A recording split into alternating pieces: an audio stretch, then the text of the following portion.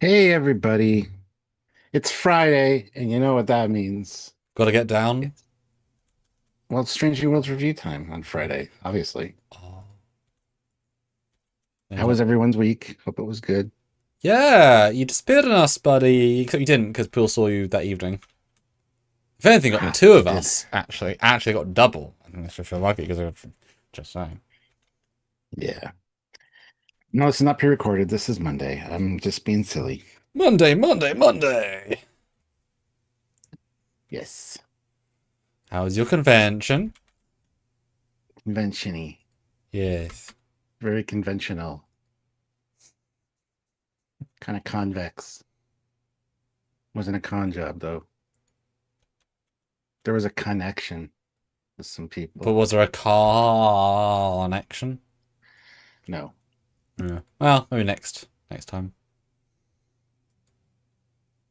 Right. Well, time is non-linear for us. As you guys know, Yes. affects cause sometimes comes after effect. You know how it is. That's Mm-hmm. why we're doing this review today. So, welcome back, everybody, The end of season 3.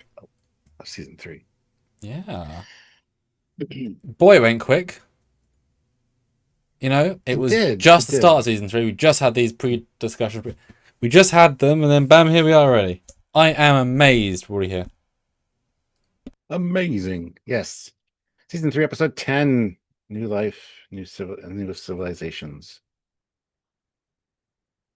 Interesting title. I don't know if there's new civilizations necessarily, but that's okay. Should have been Seek Out Uh, New Life in Old Civilizations. ah, Would make a lot ah. more sense. Yeah. But yeah, we're here today to talk about it. And hopefully you guys are too. Cool. Finales are great. I mean, is it? I'll start off with a non. Well, I put the poll up. We've had two season finales. We've had Bounce Terror 2 ish, and we've had Gorn Apocalypse. Very different episodes. Is it better, worse? Where does it factor into those two? Because that is a bold question to start out with. But I love the first one. Yeah, the first one's absolutely the best out of these three. But where The does Balanced this one Terror one. fit? I don't know. Well, it's not a cliffhanger, so I'm going to put Nope. it at number two. Okay. Yeah, number three was just kind of disappointing to have a cliffhanger. So yeah, Mm. yeah, this will Okay. be this will be firmly in number two slot. Okay, good. So it isn't as bad as that. Yes, Excellent. That's what we like to hear. yes. But what Not can singing praises, just saying it's not as bad as something else. Good stuff. well, not sing praises quite yet. But what can people do to help us Nothing. out? Okay then. Of course, they can comment, they can super chat, and they can PayPal. You know the routine. PayPal at trekyards at Hmm. hotmail.com helps us out immensely. Plus, you can get there's no character limit, so you can put like in a spiel if you want, and we will Oh, read it. I'd like to know But some spiel because this is in theory, the culmination of not just one season but three. The end of Batel's storyline, or not, or yes, or not. just the beginning, because it's Ah, fine. she. See what I did there? See what I did there? Yeah. Well, All she right. never would not happen to yes, no, be fine, but she would happen to not well, yes, be badly, good, fine, yes, bad, no, good on Thursday. And Donnie says, my strongest Stranger Worlds episode of season three is Gemini Part Two. My weakest, what is Starfleet? Why though? Why Gemini Hegemony Part Two Part Two? is it's not awesome. Let's put it that way. I love. I mean, if you love Gorn, fine. But I'm gonna start sharing. Yes. And live with the confusion that is Donnie. Guys, hit that like button. We appreciate all of you. Show your appreciation to us by hitting like. There are 34 of you here and 22 likes. Get those likes up if we can. So please hit like if you haven't. Don't forget you can super chat in. We do read them all, as well as PayPal. PayPal at Trekyards at PayPal, trekyards@hotmail.com. That's the one. And yeah, we do read them all. So you get your voice out there and get your opinions read on air. So do the things. You can join the channel. There's a join button down there on YouTube, or you can head over to Patreon/Trekyards, or you can join us there on a monthly basis. Also, it all helps us out immensely. But honestly, just being here, being part of the chat, being part of the conversation about this episode is a big deal. So just put your thoughts in the regular chat. If you don't want to super chat, we appreciate all of it. So, do what you can. Also share the videos around and stuff. Make sure you're subscribed and click notification bell icon so you don't miss any content from us, because we always have weekend content and have for 11 years now. It's going to be 11 years in October that we've been doing this. So also make sure that you check the links in the description of every video. There are links to the Teespring and the TeePublic store. You get yourself some cool Trekyards merchandise as well as other stuff. So just click the link, check stuff out. We appreciate that as well. Share the videos around, do the things, all the things that help us out. But yeah, it'll be interesting to see what you guys think about this episode, and we will hopefully do a good job covering it, breaking it down scene by scene, as we tend to do. We will get to your super chat in a second, Solaris, so hold on tight. As soon as Sam is back, I will read that. But yeah. So yeah, the Captain Patel storyline has come full circle, perhaps. And it's an interesting episode. But we'll talk about it as soon as Sam is done sharing, which he is not done sharing at the moment. There he is. Hi. Yes, here I am. Hello. Hi. Solaris. There's in $5. So now, what's next as far as the Star Trek universe goes? Will we get a Prodigy season 3 or a Star Trek 7 series? Well, no, they don't like making money, CBS. Apparently not. But Skydance does, so maybe they will. Well, not that Prodigy have made them any money, in fairness, but that was bad marketing, bad marketing, bad marketing, and bad marketing. All of those things, yes. And more marketing. Here's a bad thing. Yeah, well, I mean, we're in a non-period, but that's because they wouldn't commission things right now anyway. Really, wouldn't make sense. It's the old guard. You gotta have a transitional phase. They gotta take stock, and then commission the stuff. I mean, Jerry's not getting any younger, but she's not gonna get that much older in the next 5 years. I think we all already expect her to be old in the show, right? She's not a young, fresh captain, so that's fine. Patrick wasn't young until more. Well, I wonder how old was Jerry compared to Kate at the start of their respective shows. 'Cause I assume Jerry's older than Kate was, because Kate felt younger. That's interesting. I don't know. Yeah. I'm gonna say Jerry's 5 years older than when Thingy took Voyager. Not sure. Check it out. Look it up. God, Jerry Ryan's Ray 57. Ricks. That is surprising. Wow. Yeah. Ray Ricks, 5 pounds. It brought some things together. Apparently, we can create a god with a Gorn, an Illyrian, and a zombie flower. Yes. It's almost like a bad joke. It was okay. Yeah. But anyway, so Mulgrew was 40 at the start of Voyager. Oh, really? Wow. And Jerry, started in season 3? Yes, I think so, yeah. Which is therefore 2005, 6, 7, 8. Dun, dun, dun. Hit the like button, guys. She was 30, apparently. So she's 57 now, so yeah, she's significantly older than Mulgrew was when she started Voyager. If that even makes sense. Yeah, something like that. Yeah. Much older, which makes sense. Yeah. Didn't know she was only 60. So, Stuart, speaking of Yes. Jerry Ryan, what did you think of, I was going to say Low Decks there, Strange New World, Season 3, Episode 10? The one with a couple of plot issues, maybe. It was interesting. It was a strange finale for me. like I said in our edited review, like pacing was kind of all over the place. It felt disjointed, felt a little rushed at the end. It's interesting they tied into episode 3 from this season, but it didn't really strike me as anything super special. And it's kind of like killing off Tasha Yar, getting rid of a character, but I mean, she was on her way out the whole season, just making little appearances here and there. So, um, it felt to me like at the end, it felt very much like a series finale, not a season finale. Just kind of its tone and the music and the last few minutes for me was kind of had that vibe. So, uh, but it's interesting that Pike, like it's cool to think that Pike lived a whole lifetime with Patel and he's got those memories. I think that's very nice for the character. But it is the Inner Light 2.0, as I like to say, because yeah, and there's a lot of questions around that, which we'll get to, I'm sure. But I don't know. I didn't need Gamble to come back. I didn't need a big bad. I didn't need the ultimate evil in the universe that created all other evil.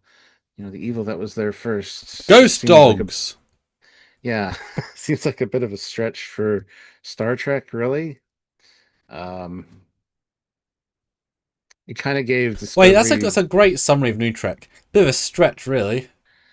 It's a great summary, Stuart. Well, Nice little line.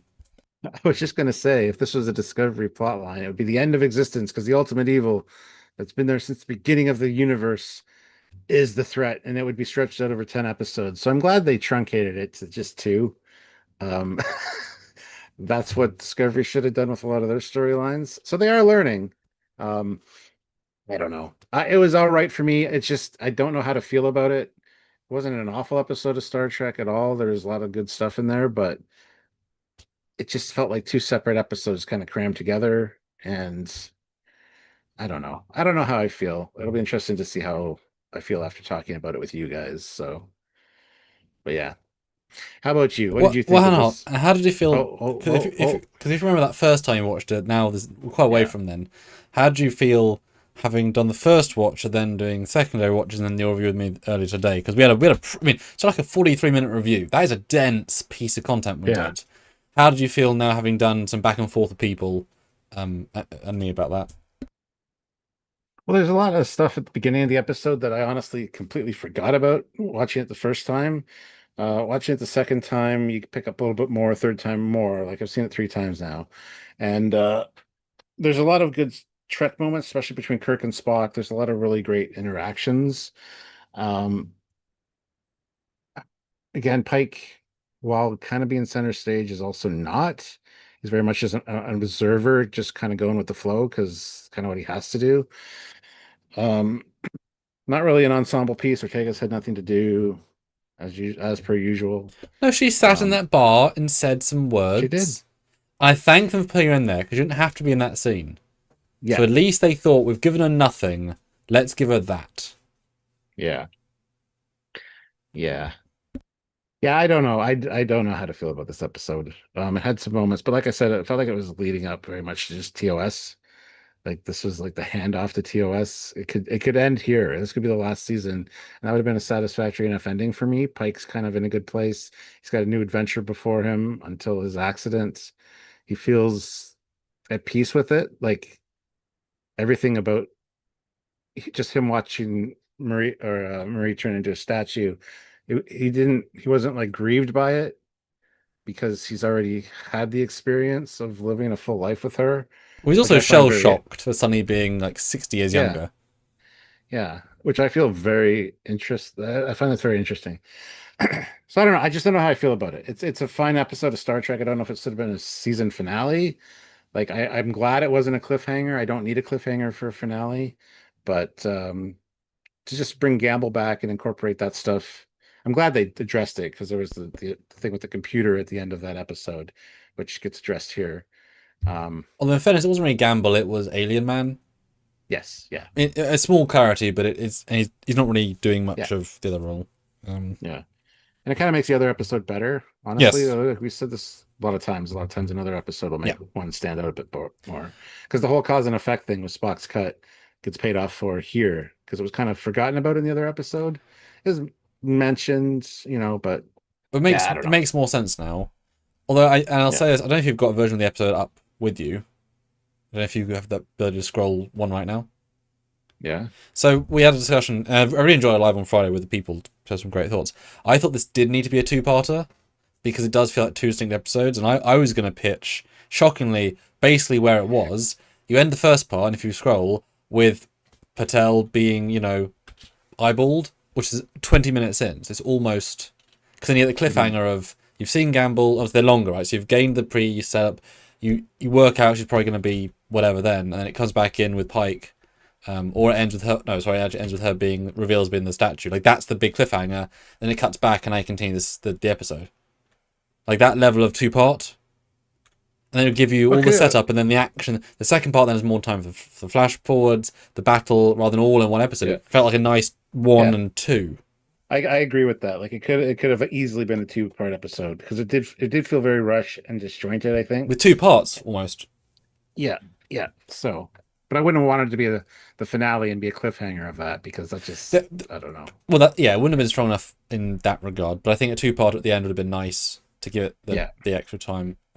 Or be an hour and 10 like first season. This one was pretty long. I think it was 56 minutes. So. Yeah, which didn't feel it, except it does at the same time. It's weird. Yeah. Like this. Yeah.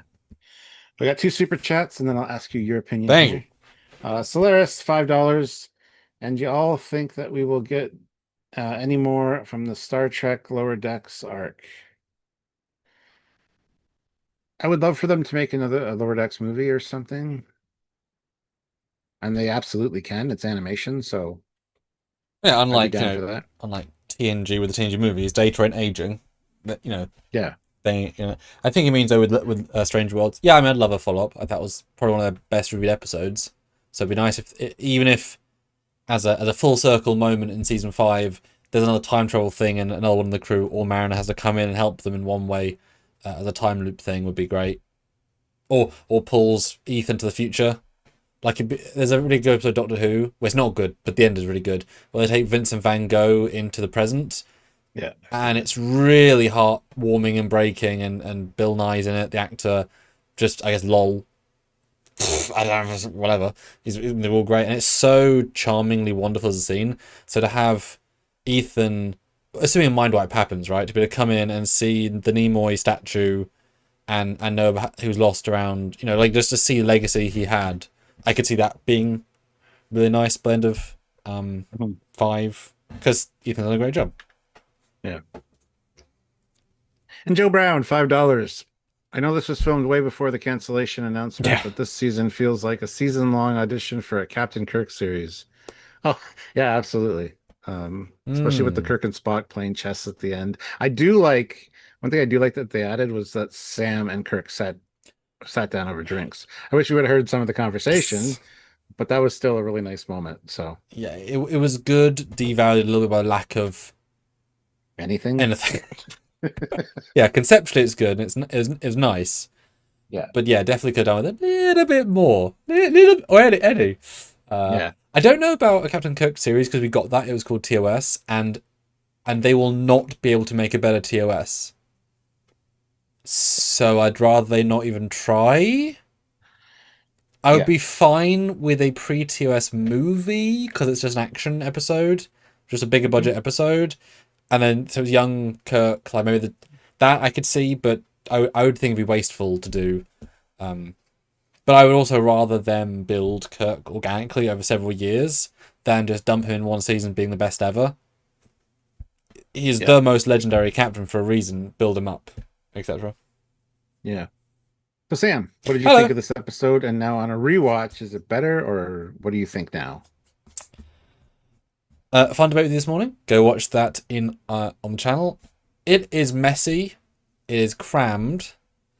It is doing more than it has any right to want to do, meaning exposition that burns through plot points because they have no better way of explaining them than in that moment, in that way. Right, next. Some very odd production value feelings. We'll have those lovely sets of the planet, and then we just get lots of shots in the static area of this monument, which ends up feeling very vapid. Oh, there's monks praying. What does it mean? Nothing. It's like, okay. Are they affected by the god creature leaving? No. He's literally their god. He left. Yeah. There's not a single anything about it. It all. The first 7 minutes is a really strong setup. You see Gamble. He's taken over the planet. He's got the alien technology. It's very Iconian, right?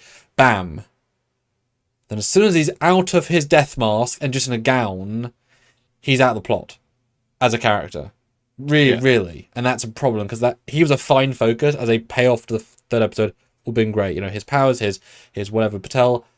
And I was excited throughout the first watch of where they were going to go, but they elevated it beyond the logical into the, oh, she's a god-being creature. Because reasons. She's going to go, win. And then, and now she's a statue again, even though she just died. Okay. Yeah. It's feels rushed. It feels not planned. As I said to you earlier today, it feels like wherever they were going with the original prep, with her being genetically modified, and then all those things is not this direction, because there's not a link between some DNA mix to God being. Especially they should have sprinkled in some powers that she had during this season, as opposed to just one episode. That's right. Yeah, something small, a little bit of mind reading like Gamble, a little bit of telekinesis, tiny things. Even she's training, bomb, bomb, bomb, bomb, bomb, and then she thinks and it smashes down, but she's like, oh, I'm so strong, whatever. Because that does not equate this to this. Because she literally force pushes and force sucks the entire armada of an ancient alien race that could destroy the galaxy. She's still a human. And it genuinely annoys me. And correct me if I'm wrong here, Stuart. Okay, no snide comment. Good. No. Yeah. They said she was combined with, you ready? Human, Gorn, Illyrian, plant. Okay? Yes. An Illyrian is a human that's been genetically modified 300 years ago. So, saying ancient memory of these three races to a human.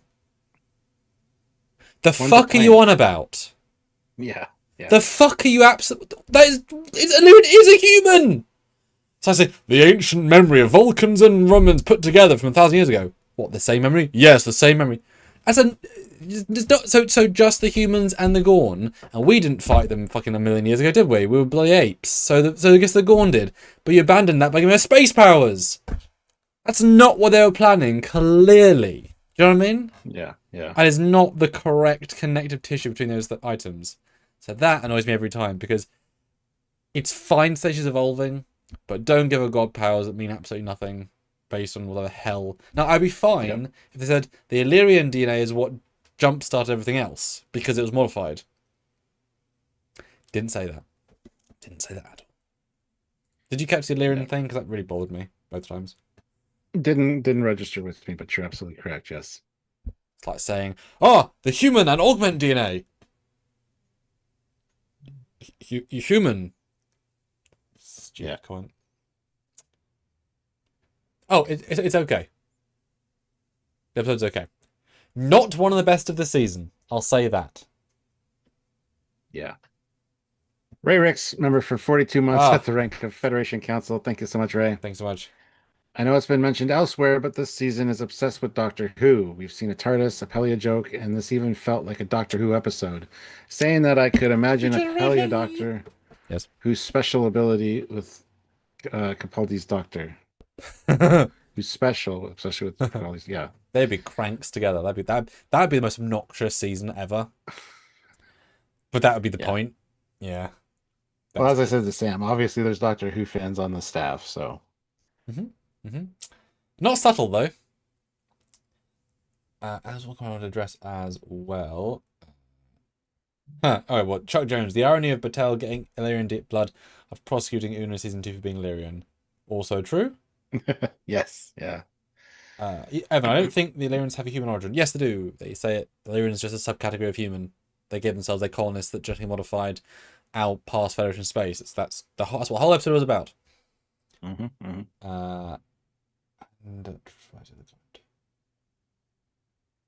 Hit like, guys. 34 likes, want to get up to 50. You can do it. Oh yeah, why didn't Gamble just kill Corby when he first saw him? Yeah, it was really odd pacing wise. They learn that Gamble is on the planet and they have to warp 11 hours there, and Corby's still on the statue doing nothing. When they come through And the doorway, she's like, "Oh, you shouldn't have come. What were you doing for 11 hours?" yeah, and then actually Gamble's just sitting there at one of the tables with a setup without the mask on. Is No, Corby? wait, that's That's later, yeah. But is yeah, I keep getting that confused. but is Corby being like attacked? Is just not allowed to leave? Is he chilling out? Is he being fed? Is he sleeping? Well, Like that's not the same day, guys. It's the next day. the thing that bothers me about that is him schmoozing one of the clerics to get up there in the first place, and then after that, just that. Well, I mean, the landing party, to be fair, they took out the guards to get up there, but no one up there is alarmed. You know, if you get up here, you must belong here. And then later, Patel and Pike just show up and hang out there. Nobody's making a big deal. It's just like, yeah, it's cool. Come into our sacred place. All good. I know our God just made us all stab our eyes out, and we're now religious zealots that want to take over the galaxy, ready for a darkening. Now you can go straight up. It's on the left. It's on the left. Yeah. Go meet God. He's over there. And I was Yeah. actually, and I said before, I was told like the moment the episode hit for me was when the eye torture happened because it made so much sense. And it was a really well filmed scene. I liked the idea structurally, and I liked the idea that like if it had gone full pelt, all of his minions had no eyes, but he was like giving them sense powers, very subtle, like giving them his essence they could see without. You know, My that was really my interesting. thought, It abandoned instantly.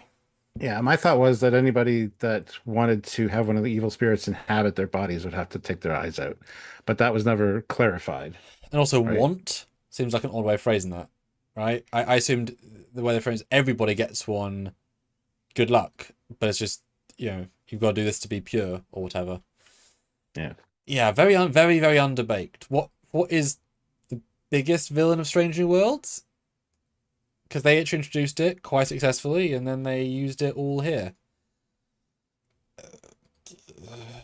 And they even in the episode with Corby literally going back to the prison planet to learn all about them because now he says it's safe. Well, cool. I guess that was Yeah. that easy. Very strange. But Stuart, did you get the poll while I was sharing it, etc.? No. Ah, we'll What did you vote think now. of this episode after some time to think about it? Love it, liked it, meh, or did not like it? Go vote. Because most of the ones I Depends what got was liked last time by a good margin. So, Mhm. yeah. Well, we start off with the captain's log. It's Patel is back. They're taking her to her final job assignment, but she's been gone for like a week doing meetings and stuff. And yeah, we hit a little like crew time at the captain's table. Would have been nice to see the ship that was dropping her off. Because they had to take Yeah, her it all would the have way been. from the edge of deep space past Ocean territory because they've gone to the dodgy world all the way to Earth to and then back. That's like weeks of travel. Where's the ship that's dropping her off? They don't care. They do not give two shits where she came from or when. Don't Yeah. care one bit. Uh, I do like Scotty and his dress outfit though. You got tricked just like Ahura did. It's great. But this scene has no staying power once you go past it because it means nothing in the episode. Yeah. I mean, it's important to have people appear in the episode, but also it has so little weight now, and I feel nothing about it now. Because that's how much Yeah, it's just a contrast to setup the for enders. yeah, it's just a setup for where Corby is. So Sure. Well, I commend Strange Worlds for giving cosplayers like 200 new costumes per season. Because look at Sam Kirk; he's just got a shirt and a jacket with no neckline. There you go. yeah. That's now sci-fi costumes. Yes. I wish they said Admiral Patel. Not once she called Admiral in the actual modern timeline because she's been promoted, just not the ceremony. I would love to have heard Admiral Patel. Thank you, Commander, because that's what she got, Admiral. But boo. Yeah. Small thing, but And what's up with Una's jacket? Doesn't that look like someone who's going out and is about to flash somebody? Because it's so not fitted for her, and it's so like I don't know, Primark, Walmart jacket with more zips, right? It's a terrible jacket. in my opinion. Perfect. Yes. Um, yes, we get news that Corby's on this planet. We get a shot of the planet. We got floating like And diamonds. Pelimit's non-Doctor Who joke. Who cares? Yeah. Well, she's going to say something about time travel and then changed it to Doctor because I think Pike gave her the look like, you can't talk about time travel stuff. What are you doing? But Then you it's get fine. lovely VFX shots of the mountain of the things. I thought this might be a bit geeky, but the specularity on the bricks was a bit CG looking, as if they just textured it because they did. Didn't quite have the finesse of an actual surface. But it's an ambitious scene. I mean, the groundwork is phenomenal. Wish we'd had any more information about this stuff because it's not often you get a pre-warp civilization that also has flying citadels in the sky. Could have delved into that any. And It's nice visuals. yeah, it's great. It's just like, yeah. Then we Yeah. get a really nice market. I mean, this is great. They put a lot of time into this. Again, you forget about this as soon as the episode starts going. It's all sort of wasted potential and wasted set dressing. Yeah. I did like the transport up though. They walk in and the particles like, Hmm. like that was a pretty interesting. Not But what they did on the planet, the other planet. It's the same tech, but we saw it from a yeah. different perspective, I suppose. And yeah, guards let them in. And there's actually humans here, or humanoids. I did obviously they've got the aliens, and you've got I did see Orions because I mentioned this is Yeah. a hub of Orion dealings, but some humans as well. Mm.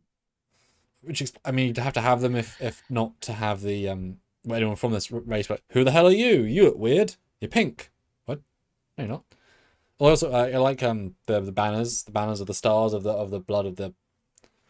It was there from the start. Yeah.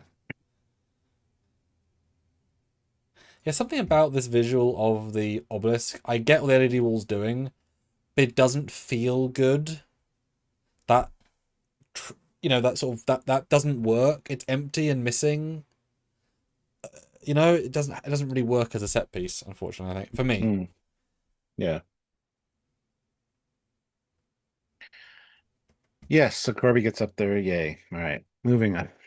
And how is he getting to this planet? Where's his ship? Don't know. Heading back to the Enterprise, they're messing with the medical transporter because they Mhm. got to do a diagnostic sweep, and they find a pattern, a broken up pattern. And in fact, let me check the PayPal as well, because I realize PayPal does help the channel a lot. Nothing yet, but if you have any thoughts, comments, questions, or big things, pin the PayPal and we will read it out. It does help.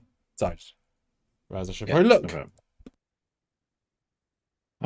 But yeah, broken up pattern in the transporter buffer, and Scotty does well. There's a very quick back and forth here because they're piecing together what's going on with the transporter buffer, and they're cutting back to the planet to get the reveal of Gamble kind of at the same time. So, and yeah, And Hypno says, I thought they said the floating things were ancient from the original aliens that trapped the Vesda, but then it was Batel that trapped the Vesda, so what the hell? It was them that trapped the Vesda, and they trapped it a million years ago. She trapped them again today. but non-temporal, so she's actually the statue that's been there for a million years. Yes, but she presumably either trapped them then, or she's been around for only so many years. Because there's no reason to say she was then. There's no evidence. She was just there when they saw her last this season. You can't I mean, they say she's been there for millennia, but that doesn't even necessarily be her. Like a previous statue, you know? No, it's her. That's the whole point of the episode. Yeah, but then she wasn't there a million years ago. Do it the first time. She was. Because she's the statue that they sealed the things in with. That's the point. She's been there for a Both million times. years because cause and effect. Both times. Sure. So how did the people from the past pull a lady from the future, who in the future becomes a thing, to then do the thing? They're interdimensional, so it doesn't matter. It's cause and effect. Doesn't It's matter. effect after, it's a cause after effect. That's the whole point. She's been there for like a million years as the statue guarding them. Uh-huh. It's the entire point of the episode. Yeah, but I thought it was. I mean, I thought very obviously it was they did the thing in the past to do the thing because the alien race didn't say our one savior was born in the year 2022-47. We're in the year -1 billion. They're not right. They're not siphoning power from the mega ultra future. That makes them look very pathetic because a freak accident allows them to trap them from the future into the It's not a past. freak accident. It's destiny. Yeah, but That's also mentioned. yeah, but Endgame you can change the future and the past. There isn't destiny. That's the point of the episode, though. The statue's been her the entire time. Yeah, I don't think they crapped the first time.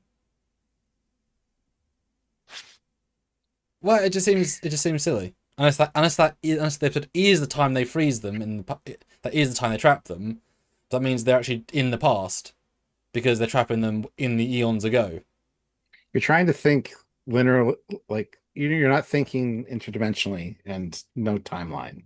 Yes, but You're if not that think- but you're if that thinking was linear. the time they were trapped, they wouldn't remember being trapped before that because they weren't before that.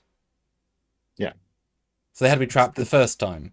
The temple and the prison was built by these people. The statue's her, but yes, she's also was there then. That's the point. Like They presumably had time travel then, because otherwise they wouldn't have been able to. Which is fine. I mean, you probably invent time travel. they don't have time travel. They're interdimensional. There's no time. It's like the prophets, the wormhole aliens. Well, they They didn't see build, all of time all at once. but then they wouldn't build things like laser beams that kill people when they run out. That's linear thinking, right? It's linear beings that would do that. Ray Ricks, 5 pounds. They made a point of the statue is non-linear. It is always there. When she expands the dimensions, she is outside linear time. So she's the one that froze them 1 billion years ago. So she Yes. just appeared one day in front of them and let them freeze them. So the aliens had no say. No, in she freezing. defeated this guy now, and as a result, becoming the statue was also the statue back then. So she appears. So she's created now, stops them the second time, and then appears back in the past without. You're overanalyzing it. No, I'm not. It's the crux of the episode. For Doctor Who and timey-wimey stuff, you should it It's that's just the it just point of the episode, devalues the though. people in the past because they didn't stop them, right? Nor did they create the statue. Then they had no part in it. It just happened. All they did is they just built the orbers. Then she did all the part, which makes it just dumber. But yes, pattern cool. As I was saying a little bit, rebuilds a pattern from the middle bit, and they beams themselves out of the pattern buffer from inside the pattern buffer. So while they are ones and zeros, they can use the tech, which is insane and amazing. That's a powerful alien, Stuart. Hard to beat, I'm guessing, right? Give me the quote. Give me the quote, Stuart. Give me the quote. Oh, barely an inconvenience. Thank you. Oh. But then we get the reveal with another cool statue. And I didn't think it was Campbell necessarily, although by the end of the moment, like, oh, it must be him. Yeah. I feel slightly sorry for the actor because he had such a good first appearance, right? And he's just sort of let down by this episode. Oh, what a great costume to build for 6 minutes of screen time. Yeah, that was great. Yeah. Then we get the explanation in the briefing room as to what the hell's happening. The first one. Sure. There are several explanations. There has to be. So Corby's thing went off 12 hours ago, his emergency transponder, whatever. It's 11 hours to the planet. And yeah, they're non-warp species on that planet, but it's a trading hub essentially. The Orions are there and locals and travelers. So yeah, most hostile to the Federation. They do say that. So once again, Doesn't look like it. Once again, why is the Pharaoh getting the Enterprise both in 1 day's reach of a hostile out of the Federation member world, which means they're both in the same sector? Because you ain't gonna have any Federation member worlds inside that sector because they'll be too close to a negative world. So once again, they don't care about time or distance or space. I wish I would stop with that. It's so frustrating. I need to do a fan film I don't care about distance and time, you know, just to give them a taste of their medicine. Like, oh, we have to get to Vulcan to cure them. How long will it take? About half an hour. Oh, that's too long. Jump to warp 9. Okay, 12 minutes. Great. And they're at Earth. We made it just in the nick of time. That's the JJ's. That is the JoJo. Sorry, 3 hours. Yeah. There you go. Sorry, there you go. 3 hours to Earth. There you go. I mean, remember, Spock beats Pike to Earth, to the Enterprise from Vulcan. I know. So I know. it's You less. have to remind me. I know. I don't know why we talk about it every time, because it's a thing that they just don't care about. Because the more, if you keep telling them, it's the more you're Stockholmed by these things, the more they'll let slide. You have to keep pointing out there's obvious mistakes, then that's silly. Or they won't learn. Time and distance shouldn't get in the way of a good story, Sam. Like canon. Good story is all that matters. Yep. But Yep. it just feels like beating a dead horse at this point. And yet they keep beating it for us. Right? I'm just responding to, yeah. So there is a moment here where he's like, take a landing party down. Do not engage until we have backup, and they cut to the on. Like, don't fucking shoot and kill everybody like you did the last episode, you stupid shithead. It's a small thing, and there's no tension between her and Ortegas in the captain's quarters. No, It's just I hadn't even thought about it. No. Yeah, it's just silly. Lieutenant, we've disabled the kill button on your phaser rifle. What if I have to kill somebody? Use your hands. Oh, fine. Yeah. Yes, good story is in quotations. Absolutely, yes. Then you get Patel doing Patel things. I feel, in this context of the story, I felt sorry for her because she's now going even further out from her job. And you would think that the head of legal of Starfleet would not be allowed to override that for a mission that's not important in the abstract. You know, small thing, but obviously she said. Oh, well, she's got time until her ceremony, so she didn't have to go with them. She could have stuck around in case they were longer than they needed to be. Oh, that's what. But yeah, I see what you're saying. Like, it's a more important job than doing that. Especially if she's not actually going to do anything to help. But obviously she says, I need to be there. Mm-hmm. Yeah, they talk about destiny, and he's like, I've seen things these last few years that I don't know. Who told you that? A smart woman. Perfect. And good to address that. And I certainly think that, and I was wondering how they're going to do that or not with Pike this season. But now this episode will triple, mega, ultra double down him thinking, I am destined. That was her destiny. This is my destiny. I'm done. I'm sold. I imagine next year's he'll be, the next 16 episodes, he'll be like in the realm of destiny. And actually, might sound a bit odd, but do you now want to see, do you have to end Stranger Worlds with Pike's incident and getting him in the chair? Can't, because that's like halfway through season 1 of. Yeah, that's what I mean. You do a time jump and you end, because this is Pike's story, Stranger World. It starts with ends with him, to see him actually, and then end with him with Vina on the planet, to kind of come full circle. I feel like you almost should do that, especially as you could in theory refilm one scene from the episode with the Kirk and Spock from in the correct uniform, and that I'd be fine with seeing, like one scene recreation. So if you end it with him with Vina walking off from Discovery. An ending that I think would be quite a nice end of the show, and then maybe him walking with Kirk walking with Spock in one more one follow up scene we never saw from the original episode would be kind of So like with the Discovery season 5, you end the episode where you end, and they have an epilogue which is post, which is just meant to be sort of separate, right? So it's got 2 endings. I'd be fine with that. Yeah.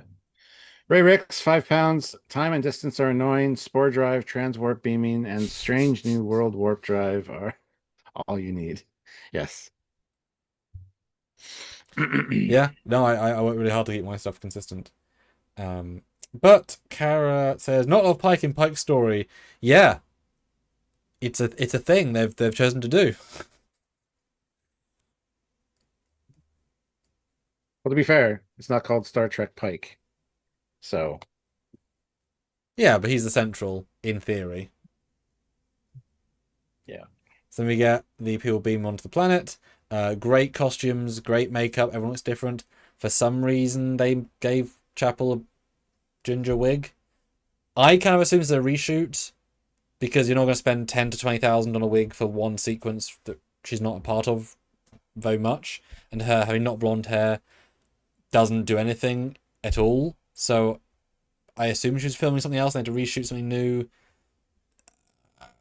and therefore she was ginger. Because why? Because wigs are very expensive, more than you think. Yeah, but to be fair, they've got a whole costume department, so they got wigs lying around. So it's not like they had to have one custom made for her. You do normally, even for, but yeah, if it's a super side thing, yeah, I guess. I liked this scene, but now in second watch, you're like, I don't need any of this. I'll just cut it all out and just go straight to the neck pinch. But La'an looks so good doing the neck pinch. Hmm. Ugh. And great I love the little back peripheral and forth, vision. too. Great peripheral vision, those Yeah, guards. She literally walks yeah, behind. No effort. No effort. yeah. Back to you. And nobody else that sees this wants to rush the temple to loot it because this is a sketchy marketplace. Like it just, I don't know. Yeah, There's a huge disconnect between these scenes. Because this is the sacred... No, no one cares. Very strange. But it is a great little moment of... He taught you to do that? As if when they were doing things, wink, wink, she was like, so Spock, oh buddy, oh pal, in my bed right now, can you teach me a nerve pinch? I will endeavour to. And she fails. But Lan's like, day 3. She's got this. And her swagger with that is rather charming. Olivia, $5. Sorry, I'm late. I have food poisoning. Oh no. Oh, no. In lack of time to prepare, please make up a joke about Sam. Thank you for your cooperation. Shaved off. Sam's always been here since the very beginning, millennia ago. But I shaved off the moustache just to be human. Sure, yeah. You look better as a statue, though. Well, you know what? Yes. Yeah, good little scene in separateness, but doesn't work in the episode overall. And just feels oddly expensive for, again, what is meaningless. Yeah, Like, I'd rather see a longer yeah, scene of them fighting in the temple than any of this in the context of the story. In yeah. a two-parter, this stuff's great because you can have you can see the death cult. All this stuff is super interesting for a two-parter, not for one-parter. Yeah. So here they're in the science lab. They're trying to figure out how we got halfway across the quadrant. So happy they at least addressed this because it was such a giant pissing me off plot hole the first watch because it Yeah, makes no but sense. they but they go on to say that they have technology that exploits interdimensional space. And it's the first time Spock's been called Spocko, and it's not by Kirk as a gangster. Kelly calls him Spocko. Yes, and she's just I think she's high. She just says stuff, right? I just why? I don't know. Doesn't matter. And they talk about interdimensional ley lines Mm-hmm. and how they kind of all line up. This planet that Corby's on lines up with the one they were at, like Batty 9, I think it was. Yeah. So yeah, if he unleashes this, they can follow these ley lines and basically unleash evil everywhere. Scary. I mean, it's the ultimate. Oh no. Doesn't quite go to that level of anything. So, yes. Yeah. But at least they address it. And at least they make it the ley line sound a bit dumb in that Sam is very believing and Spock's like, huh? No, guess they're true. Guess there are lines that connect the universe. Someone said in the live that he thinks those are mycelial corridors. Oh, that would make sense. A lot more sense. And I would have been fine with Spock saying, so Kirk says his thing and Spock says that is in fact true, but not for the reason you think. Because he knows about mycelial stuff from Discovery. That would, like, inventing another thing feels dumb to me. It happened to trisect the planets, as in, obviously they put them there because they trisect them, but there's not that many lines and they happen to, it's like, well, okay.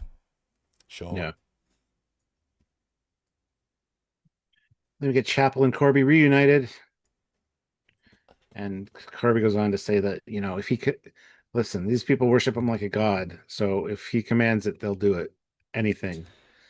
It's like, okay, well, shouldn't they be, I don't know, trying to stop the interlopers in their temple? Not a big deal, whatever. It's fine. Yes, does that come into play at all, Stuart?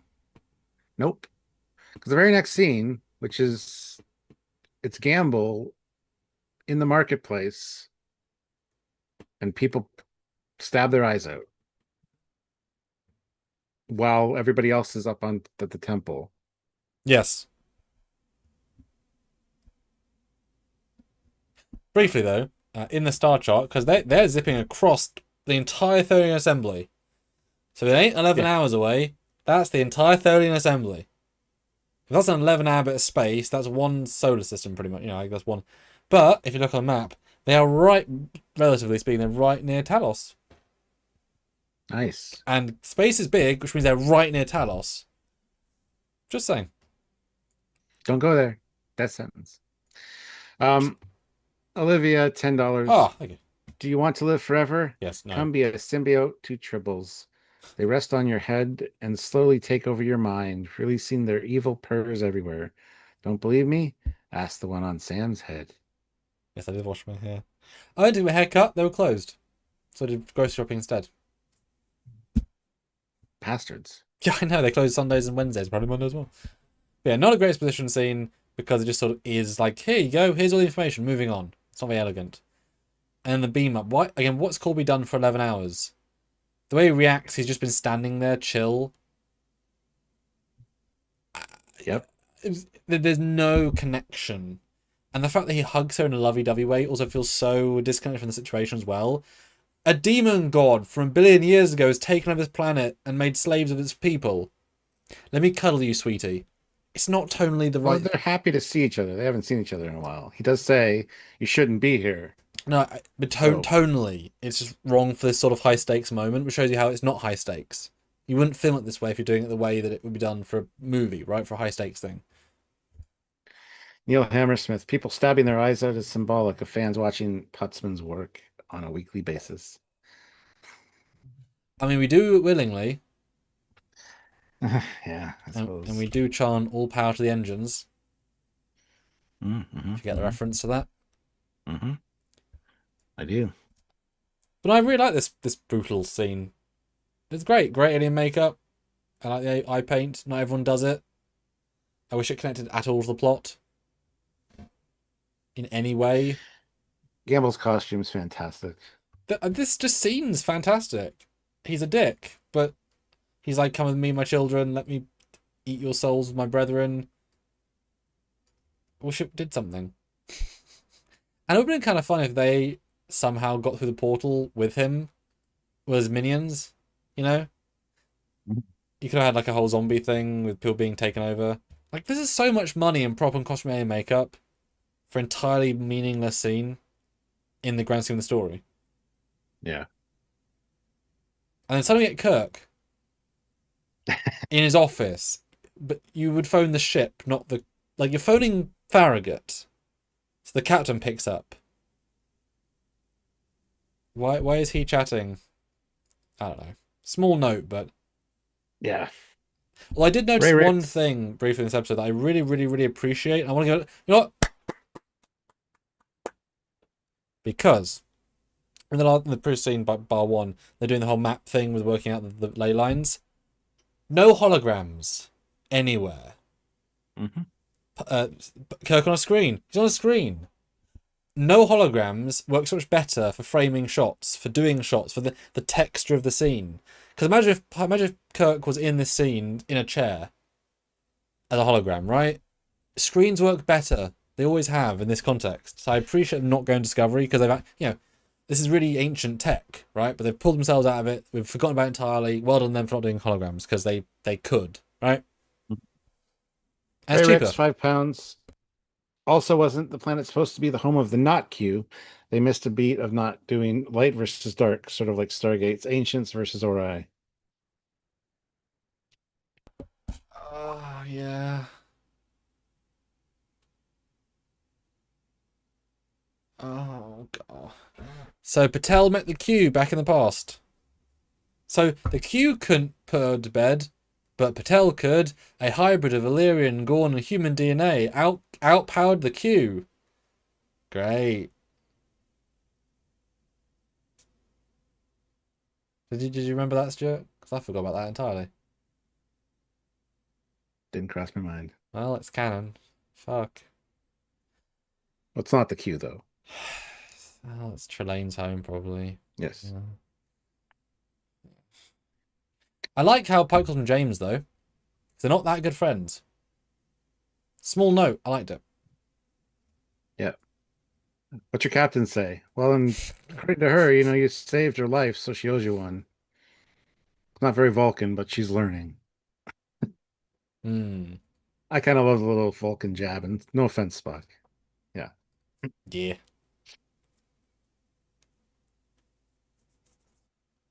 Uh, yeah. Back to the planet, though. Mm-hmm. And they're talking about the orbs, if they get their hands on the orbs from the planet. Briefly glazed over. Wait, what? Say that again. What? How do we stop him? If we could get our hands on Oh, one of yes. those orbs. So I thought you said they did get one, but they don't. No.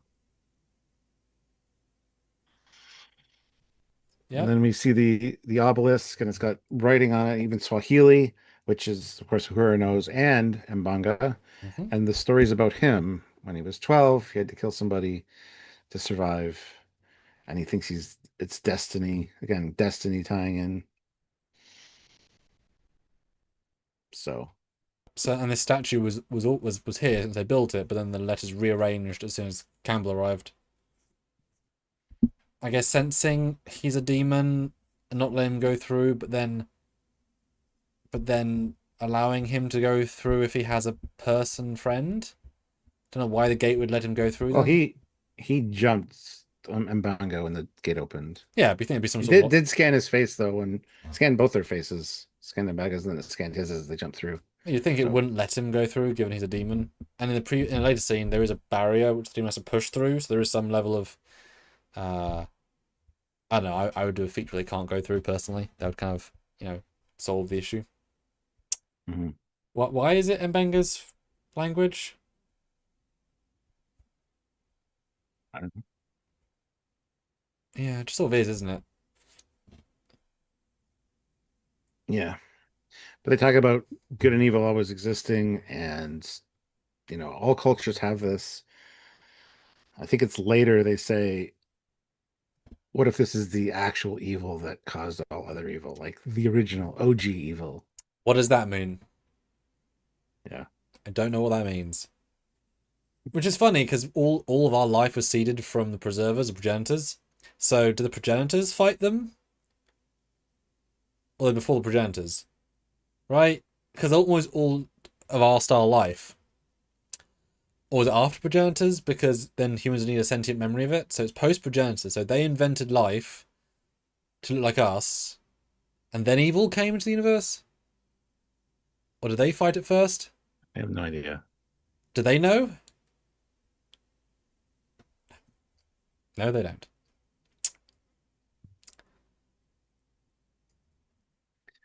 Yeah.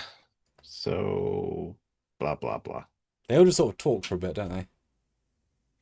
Yeah, about how's your life written here, Joseph? Light years from where you were born. Do Doesn't you believe in matter. destiny? Doesn't matter really, Yeah. does it? And then because he delivered Gamble to the planet, essentially, he says, Yeah. maybe I'm supposed to be here. Yeah, I don't know. It's kind of just And silly. it opens for some reason.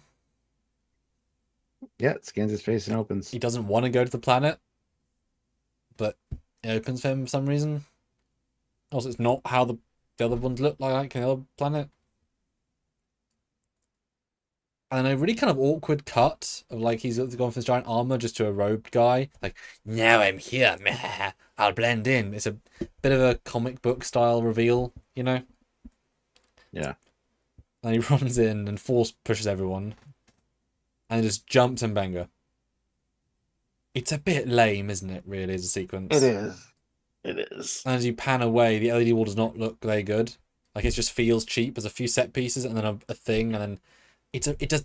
And this is the epic scope of epic evil versus good, and it's this cheap little set piece that doesn't really work very well, and certainly it's just not very good, really, is it? But I liked seeing the place again, and I commend them for at least showing the bodies again. So, like, 1,000,000,000%, we know where we are. I appreciate that. It's a small thing, but we're back where we were. Yes. I like seeing that place again. And Ray Ricks, 5 pounds. Oh. Also, the Paw Wraiths aren't linear. So who was Ooh. evil earlier? Who knows? That's a great point. Boy, if they were the Power Wraiths, that'd be great. As in, work that around somehow. Yeah. Now, Yeah. Gamble on the other side of the gate says the beholders constructed this portal so that it could not be traversed alone. Yes. Which we did have in the other episode. They did in pairs. Yeah. Two must pass through, yeah. It doesn't mean anything in the grand scheme. Like, it just is. Yep. Yeah. But that's the point that Mbenga makes in a second. Like, you didn't kill me, because if you kill Yeah. me, you can't get back. You're going to be stranded here. Good old successful plot armor. I was all fine for that. Although he could have, like, zapped his bones or broken his legs. Because Campbell, in theory, is a powerful entity. Except when he's doing things. A bit of a spoiler in. I really desperately wanted the bit at the end where he shoots Pike to be like, and Pike's like, "Ugh," and then he doesn't die. He's like, that should have killed pets. Bum bum bum bum. Ugh, why aren't you dying? You know, like keep trying to kill him and he can't die because he's also fated. That would have been great. I mean, he can still be pain and not die, but again, use that as a power because he can't kill you in theory. Yeah. He does also say this warden has stood over us for eternity. Now the beholder dies, and what keeps us from escaping ends. Shoots it, and then Patel has a really gruesome head wound. Because frick, that does not look nice. It's a migraine, I tell you what. Oh, is that how your head feels after a long Trekyards? Yeah. I love how her eyes, and the first time I saw her eyes, I thought, wow, that's very Gary Mitchell, but like updated. Um, I just it has the same look. I just got to say, and I think it's great. It's got kind of like a universe or like a nebula kind of look, but Put in the chat right now with 66 of you here, and I'll swap out the poll in a second, so vote in the poll. Put your hands up in the air. Did you think this was going to be a direct Gary Mitchell parallel? Because I was really excited by this, that we got Edge of the Galaxy. This is all connected somehow. That I was really excited by, because that would explain why she has powers, and we know exactly her power set, and it fades, unfortunately. But I was really excited by that, because it made sense to me. Isn't a thing. But who thought it was Gary Mitchell? You know? I was open to that. I was open to that. But the poll, though, with 73 votes is what? Oh, things have changed. Things have changed since Friday. What do you think of this episode after some time to think about it? The winner by a decent margin is Mare at 42%. With liked it, last week's top one at 27%. Did not like it, number 3 at 21%. And loved it 10%. Only 7 of you loved it, or 7.3 of you. And over 63% did not like it or Mare. And Mare is definitely a less like than like. Interesting. I'll start a new poll. Threefold Pass says no. That would assume they knew who Gary Mitchell was. Well, who Mitchell is? An Asian lady. Yeah. It would be great if that was Gary's like wife, though. In fairness, right? Because she'd have a surname in theory, or she could do. So that should be kind of fun. Oh, Mitchell, take the helm, and then a guy walks in. This is Mitchell. No, it's her husband. That'd be great. Stupid as hell, but great. Yep. Hit that like button, guys. 63 of you here and 54 likes. Get those likes up to 60. So if you're just joining us and haven't hit the like button yet, please do so. We appreciate it. She's a Goa'uld. Oh, wrong franchise.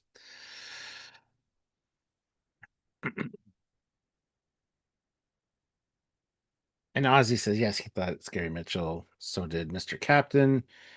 And so did Hypno Ember. Just doing a new poll. Indeed.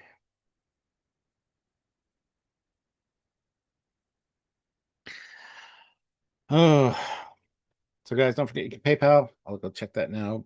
And also Super Chat. let us know your thoughts because we do read them all. So get your voice out there with all your opinions. No pay battles. All right. Yeah, they need to go back and remaster Gary's eyes to look similar to this, as opposed to just those silver contacts they had.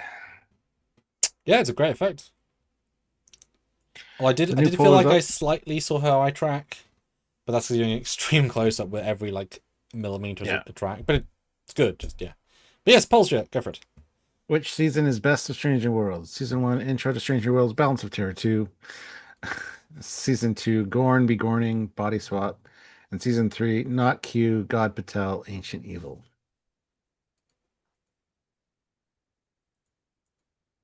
Yes. So now we get a walk and talk of, well, the thing's sealed. So their only option was return to Enterprise. There's nothing they could do. Couldn't find another way in. And what does she say here? I think Gamble needed to go through with Mbanga. Yes, of course. Otherwise, I'm sure the Vesda would have taken the time to kill us.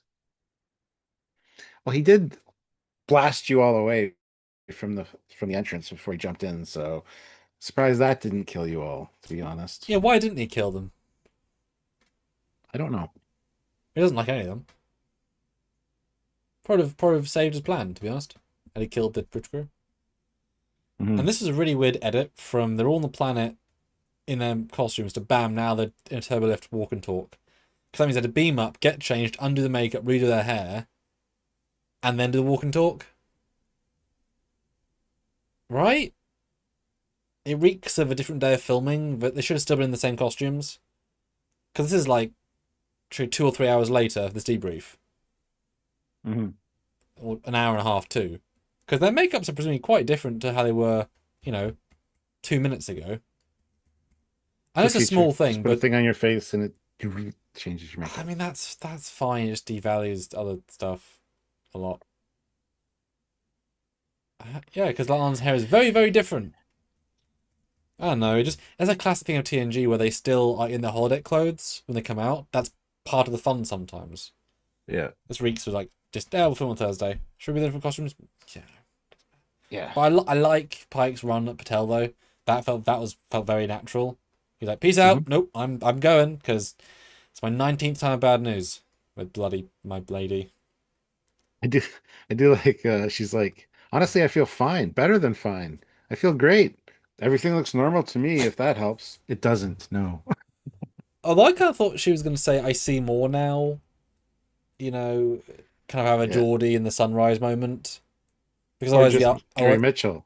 Well, Like, sorry, or Gary Mitchell. Because yeah. then why? What do the eyes mean? Because I don't think the statue had eyes that were this, so we never got any shots of it. I don't know why her eyes are glowing like galaxies. Yeah. I don't know. This scene's funny. But Chapel's like, no, it can't be. No, there's Chapel. No, it's impossible. And there's Chapel. Oh yeah, sorry. We took these readings. We never cross-referenced them because why would we? But Yeah, this is her life readings right now. They overlap them and they compare them, and they're exactly the same to the statue. The statue is her. conclusive. Full stop.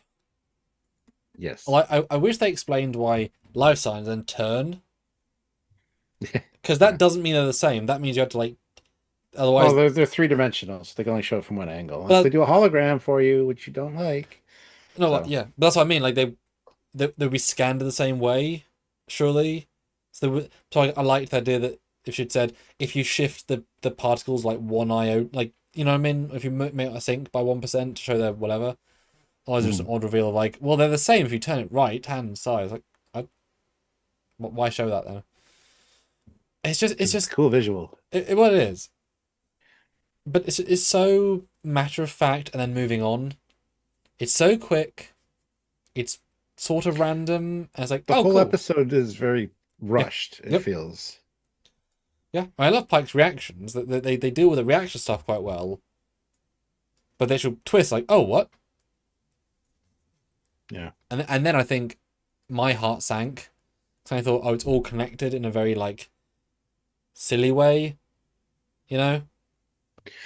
It's not an organic kind of thing anymore.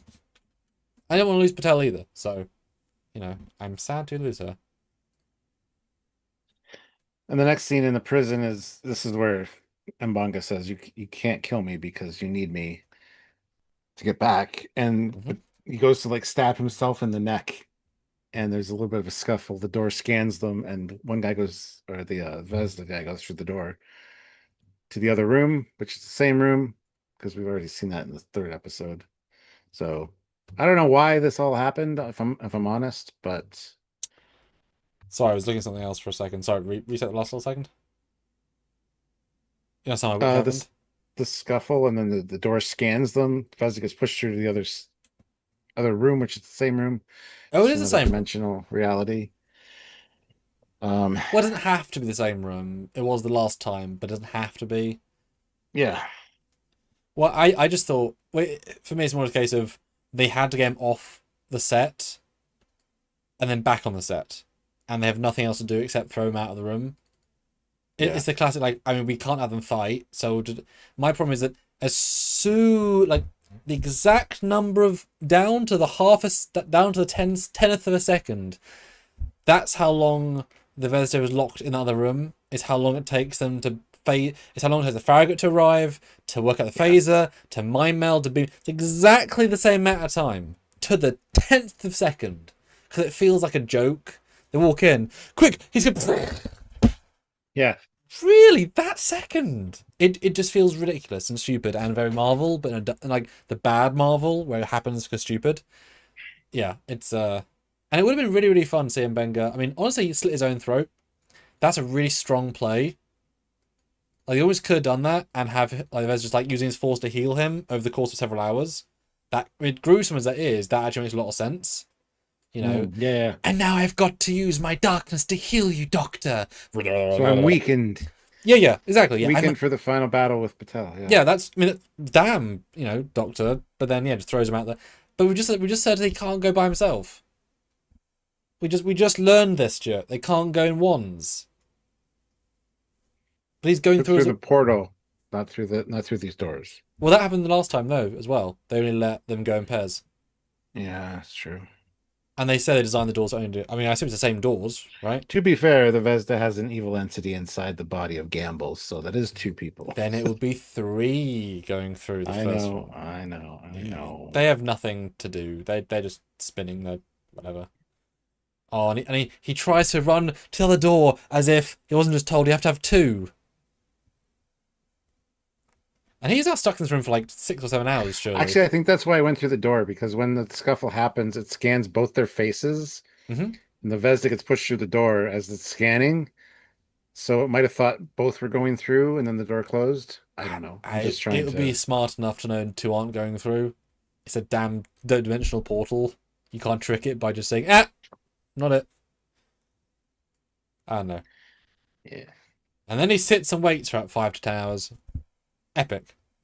Looking at Naked Marie? Jesus. Cover your eyes, man. Back in Science Lab. A very another heavy exhibition scene where Patel guesses everything. She makes insane leaps of logic. Just mind-boggling leaps. Wow, they're all true. Lucky for her. Yep. The Gorn, Una's Illyrian blood, the Chimera blossom.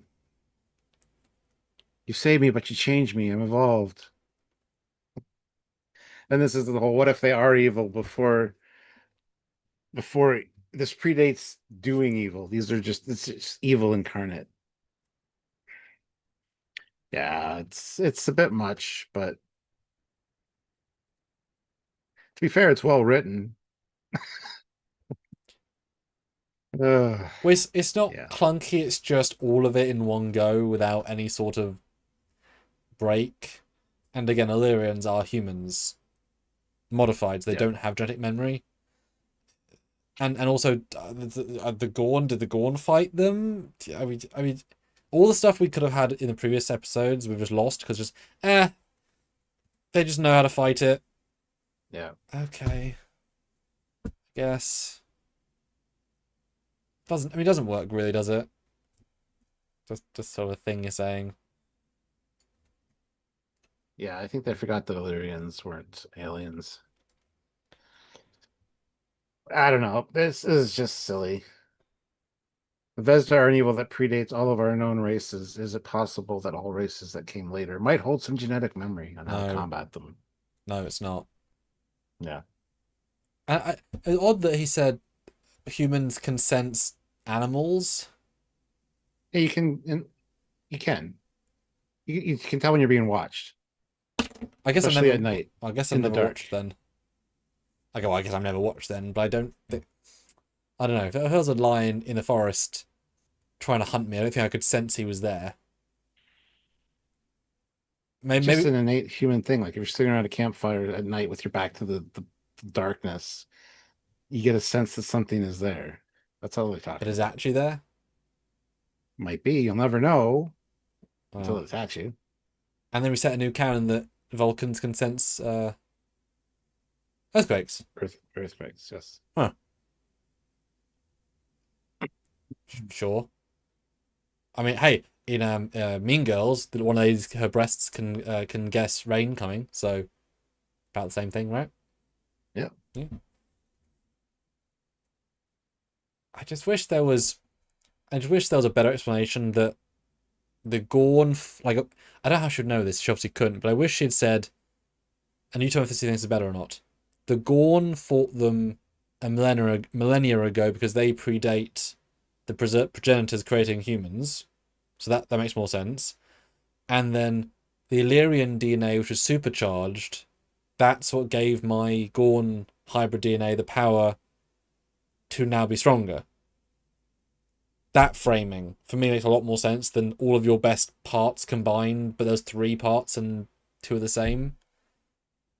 That makes more sense to you? Yeah. Sure. Super. I don't know.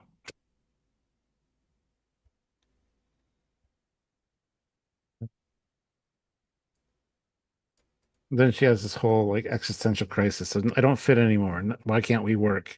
You know, not being a captain, now becoming a counselor general of the yeah.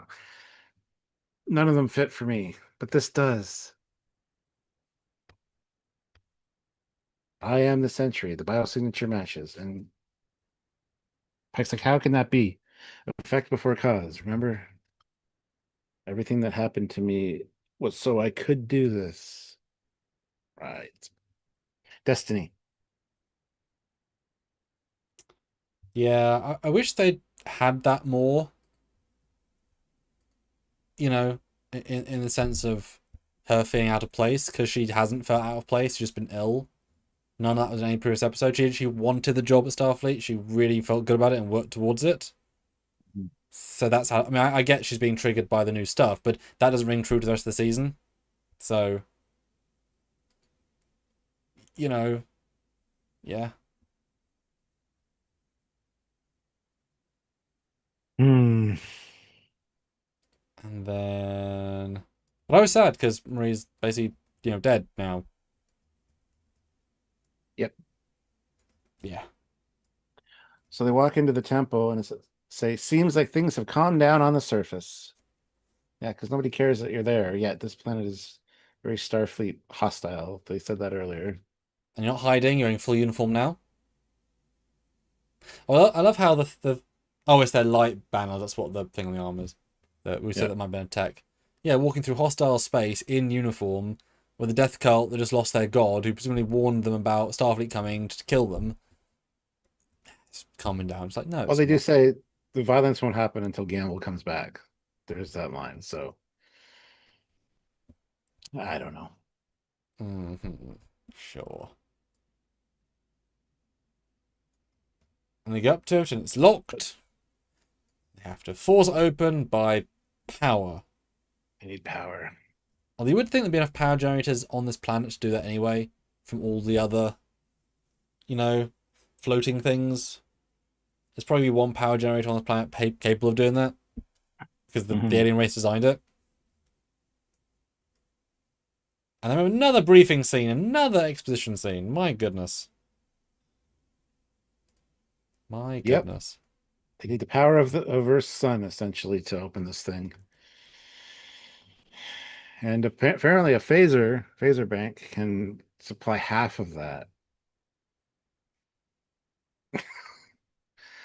What about two phaser banks? What does Spock say here? They're not additive. Phasers are not additive. Well, no, they're not, but they're complementary. Fascinating. Anyway, yeah. They just say how precise it has to be, otherwise they're going to disintegrate the temple, essentially. So when was it meant? Like, is that consistent with the Trek, Stuart? That a phaser beam from a Strange Worlds colony pre-TOS is half the power of the sun? So I thought the sun was quite powerful. Does that seem consistent with you with other Treks? I mean, not really, no. Hmm.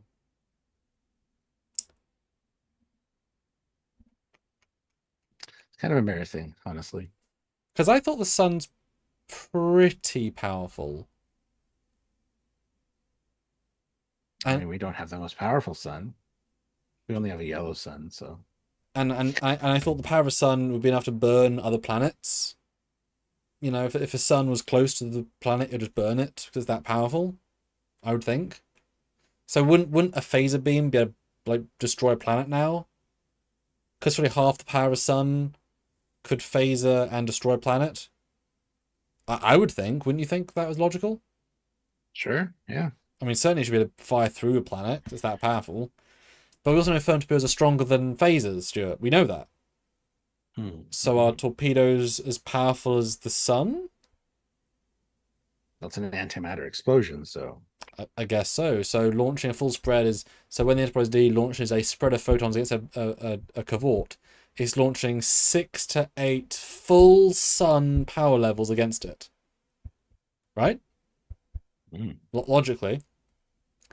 So how come they can't fly near a sun if Klingon shields can take the power of like 7 or 8 powers of the sun?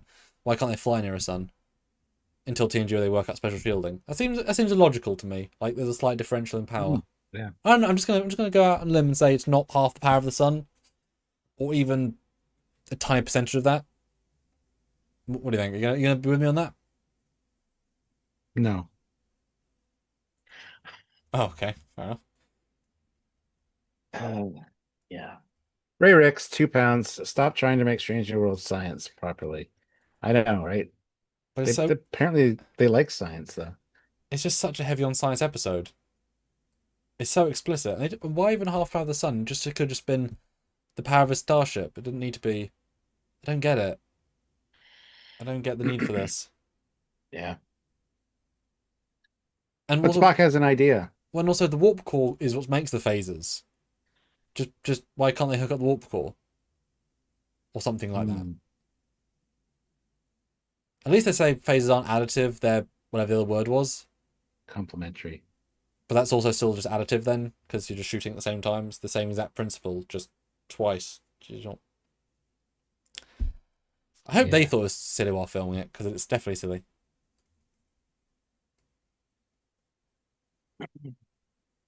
Farragut's arrived.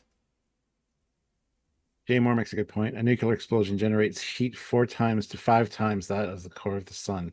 I think that they need to flood some I think they just fled some dialogue when they said power. They didn't really mean overall power, but focus like a laser. Maybe. Lightning strike. A lightning bolt is like hotter than the surface of the sun as well. So A nuclear explosion is 4 times yeah. the power. And yet a nuke didn't blow up the ground it was under. Which new? Well, I mean Hiroshima, right? It didn't create a crater the size of a 100-mile crater, right? Things went this way. It didn't go down. It did go down. It exploded above. Oh, It didn't hit it didn't hit the ground. it didn't hit the ground. Okay. It exploded above and Oh, focused all the okay. energy down. Huh. Regardless, next scene, Spock has an idea. Oh yeah. Weirdest in the bar, but Well, even Kirk says, "I'm glad you brought me to a bar. This is a hell of a first date." I just think they thought we need a different set. Yeah, Because it's just like, this is such a weird place to have this scene. and do a mind meld in public when it's a very personal thing to the Vulcan people. And of course, Spock's never done mind meld with a human before. Canon literally said. Yeah. Well, I like this scene in general. Everyone forms it well. I like seeing Ortega's have a couple of good lines. I like that it's not the piloting, it's the co-logic. That makes a lot of sense. It's just now a god ability, because anybody can do this as Spock. Anybody. Mm-hmm. Well, he does say, "I picked you because you're one to take risks." So I think I don't know. I fucking can't explain it. Yep. He's just always here. That's the important thing. He's always here. And Ortega's gets the whole, get a room, guys. You know they're about to have mind sex, right? Like, this is what's happening here, right? They're going to be inside each other's mind, Ortega's. This is basically what's happening. So she's very much like, get a room. Because they have some chemistry. It's building, you know. It's building. In a kind of friend way. And do you like the visuals? They do a good job with that. The two bridges, the two things, it's all handled well, right? Yeah. No, I enjoy this scene quite a bit, actually. Yeah. Especially Ortegas' reactions. And Pelia. Pelia's line made genuinely laugh out loud. You know, whatever was like, calm down. I'm calm. Whatever. I genuinely laugh out loud by the fun reaction. Wherever that They're lands. moving in perfect synchronicity. Calm down. I am calm. That's great. I don't know. Yeah. And the whole call me Jim thing before the sex, Yeah. you know. I mean, yeah. That was nice. And of all the times you could create that new moment.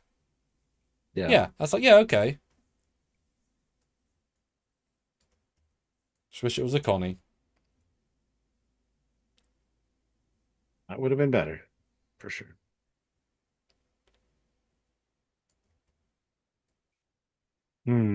Red beams, perfect. They both, these beams are quite wide, and yet both are able to not hit each other. And because they said they're additive, right? Both, I mean, they're pinpoint. They're not additive. They're complementary. Exactly. So they're both hitting just like, who knew phaser could be focused to like 2 foot in diameter? That's crazy. Crazy, Stuart.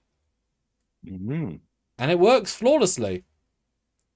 It does. And I love how they walk through at a slow pace, as if this level of precision, shooting from orbit with 2 spaceships, doesn't require a bit more of a... Yeah, it's like, oh, we'll just saunter. Yeah. And as many people said on our live, if you watch the scene, no one reacts to the giant laser beam, the heat, the energy. Like, you're going to feel that. That is going to charge the air. Are you joking? A power of the sun, Stuart, is now hitting this obelisk. Why? The air is going to be charged, and only one person's like... Everyone else is like... Everyone's not engaging, as if they didn't know the director. React to the phasers, please! Even if you're blind, you can still feel it. It's hot! But again, dropping the ball once again. Yeah. J-Moore makes another good point. I took complementary, not additive, to mean like having 2 cars that can go 100 miles an hour. Doesn't mean that putting them together makes the car go 200 miles an hour. But 200 mile per hour impacts do more damage than just one. Yeah, that's a great way to sum it up, actually. Except it is literally 200 miles an hour. Do go 200 miles an hour because they have to have twice the power of a sun, or twice the power in. So it's the exact what you just said. Just wish it wasn't, because they have to be 250%, so they have to be fully additive.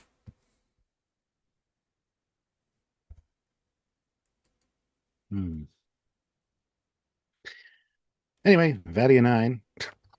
Yep. Back here we go. We're here. Oh, he's trying to break out. Be careful. Oh, got out. Like you said, nice timing. It's insane. And Mbenga's gone from the episode. It's just... Yeah, he's knocked out now. Thanks for We showing don't up. need him anymore. No, we really don't. I gotta say, though, I love the effect of his body got through, but it tried to stop his being until it went inside. That's a really great little effect. Didn't mean anything really, but it was great. Hmm. So I was there. And he doesn't kill Pike for some reason. Oh, well, he kills. Well, maybe he tried, but he can't because Pike's not destined to die I yet. wish he'd said. But he shoots Patel. Yeah, Pike did something. Don't know what. What? Yeah, I don't know. This is it's getting worse the more I talk about it. Yeah, I can tell. And then she starts to regenerate. Ah, Jesus Christ. Almost identical shot from Doctor Who, which is great. I do like how he's got like dark blah, blah, blah, power. She's got light power. That's nice. Hmm. Hmm. And then I wish there was a flash or something. You know, some energy, whatever. It wouldn't make sense in the context of the moment, but it would make sense to the audience. Because bam, suddenly we're in a cabin, and it's the most hard edit you're gonna see all season. Yep. Happy anniversary. We made it years later. What? Oh my god. That's their yeah, anniversary. They give gifts. Chef Pike. I mean, sweet little scene, I guess. And I hate when they do this. Oh, we're gonna have a moment of us bonding and having fun. Let's laugh and giggle as we chase a dog. That's such a thing that happens in these kind of sequences. It's Right. the equivalent of eating the apple because you're a dickhead and Oh talking. yeah, exactly. Yeah, Because absolutely. that You're right. just Yeah. happened in Alien Earth. And it's like, well, that's not a trope that you're using. Must be an asshole because he's That's eating an apple. and Yeah. talking. But I did love the Mr. Patel, Captain Patel, Captain. That was cute. Tells they're gonna get married. That was nice. I wish there was a bit more tech in this house because there's none. Oh, he likes the rustic. 100%. But I wish there was some tech to kind of ground it in the Trek world They because have a fridge. What are you talking about, man? this does feel like an Airbnb they've rented again. You know, Mm. which is fine. But I do hope that he makes a Chef Pike apron because he owns an apron. He knows it's existed. He could have Ripka make it for him. He should now do that in season 4, right? You should. Yeah, he should be wearing it for sure. Yeah. He can make it really easily. And that is one of the very few pieces of merch I would be happy if they made because that's cute, right? Hmm. I would be that do it. Yep. I I do like think. his talk on the couch with her though about the Class J training vessel, Oh, and I we're already have in to the do next one. this. Boom, done. Yeah. First flashback. Now they got I a mean, kid. yeah, they go pretty quick. Oh. Yeah, he's got a daughter. Nice. And all the stuff in the playroom is again modernistic. This is now a Star Trek fan film, right? Because his uniform is so creased and crap looking. You know, doesn't that look terrible like a fan film? Sorry, that was very insulting to myself. Doesn't look crap like a fan film.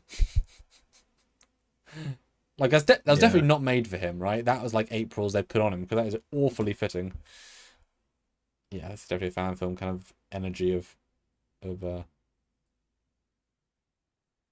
What do they talk about though? He's worried that not what the accident do to him, but what it'll do to his relationship with her, because she'll have to take care of him and just the family as a whole. Um, yeah. And somebody's at the door, so she goes and answers, and wow, Pike's at the door. What? Yeah. Love the time jumps. Mm-hmm. Which raises an interesting point, as you talked about earlier with me. Mm-hmm. Is it just these hardcore moments that are being focused on, or is it? I like to think they had like all the memories of everything they did, which I would assume is the case. But Should I get into the yeah, theory of that then? People can put in their two yes, cents. So the question is it living? Because she's currently in his brain, right? This is she's not creating the universe. This is a shared hallucination thing, right? So she's causing memories to be created by living this with him in his brain, in their brain. Are they actually experiencing this day by day? Because the way they film it, everything's in the house, which leads you to believe it's structured just in that house. Or you'd see outside, right? You could have seen him on the J transport. You could have seen him. That's a common film technique of staying in a linear, because then you know that's the framework, right? If they go outside the room, that means they're doing their careers. She's an admiral. She's doing boring day job stuff. They're fighting in the wars. They're living through TOS. They're living through TMP. They dealt with Vija on Earth. They dealt with the whale probe. You know, they did it with Star Trek 6. They're now, you know, because by then they're quite old. So they lived all these years. In which case, you ask the question, is Patel, who's out of the universe, is she genuinely showing him a true future? Therefore, he's experiencing, like I say, Star Trek 6, which means he now knows a version of Star Trek 6. So he now has an experience of all these events because he lived them day by day. So he's now fully versed in the future. Because she wouldn't, if she was able to generate versions of that with his new choices, that's fine. But then she's based it on the universe. The universe isn't changed by him too much, right? So he's still living through all that stuff. Or is it a microcosm of this is the house and she's triggering things she wants to live more than we see, but it's limited to the house, which is their home, their life. So they're living, you know, they're watching the kid's first step. They're watching this. They're living it in this house until the end. That's all that's important to her and him, not the career moments, but the personal moments. So they're living every day truly. In which case, does he know the future now, or does he know a fake future she created, which means she had to manually create the universe for both their perspectives, right? Because she also wanted to live her own life, and the kid's life. Right? It gets huge. Or it's just in the house and it's small and it's personal and it's only a few dozen memories and it's just something, whatever. What do you guys think? Scottish Aimer says it's not real. No shit. Yeah. We're well aware. Thank you. But is she actually creating the universe for him, which means everything's random, nothing means anything, as in the career he's had is... Maybe it's just an idyllic life. She doesn't want to expose him because she's non-linear. She can see all the future stuff. Maybe it's just like they have a happy life. Nothing really eventful happens, but that's kind of boring in its own right. So yeah, because his challenges are part of life, right? I could see her. Yeah, but how much is she consciously thinking about it? In the scenes, you get the sense like she's living it with him. So she's not. She doesn't know. She clearly doesn't know the daughter's engaged. So she can't be creating the universe that level of degree because that's a surprise. Yeah, she can maybe put an autopilot, which would be fine. She creates the spark and says universe go, and it just makes it randomly. It's all in her brain. Yeah, but then I like to think it's an inner light type thing where he actually lives all these years, like day by day. So he's got all those memories that he can pick and choose from. We're just seeing moments.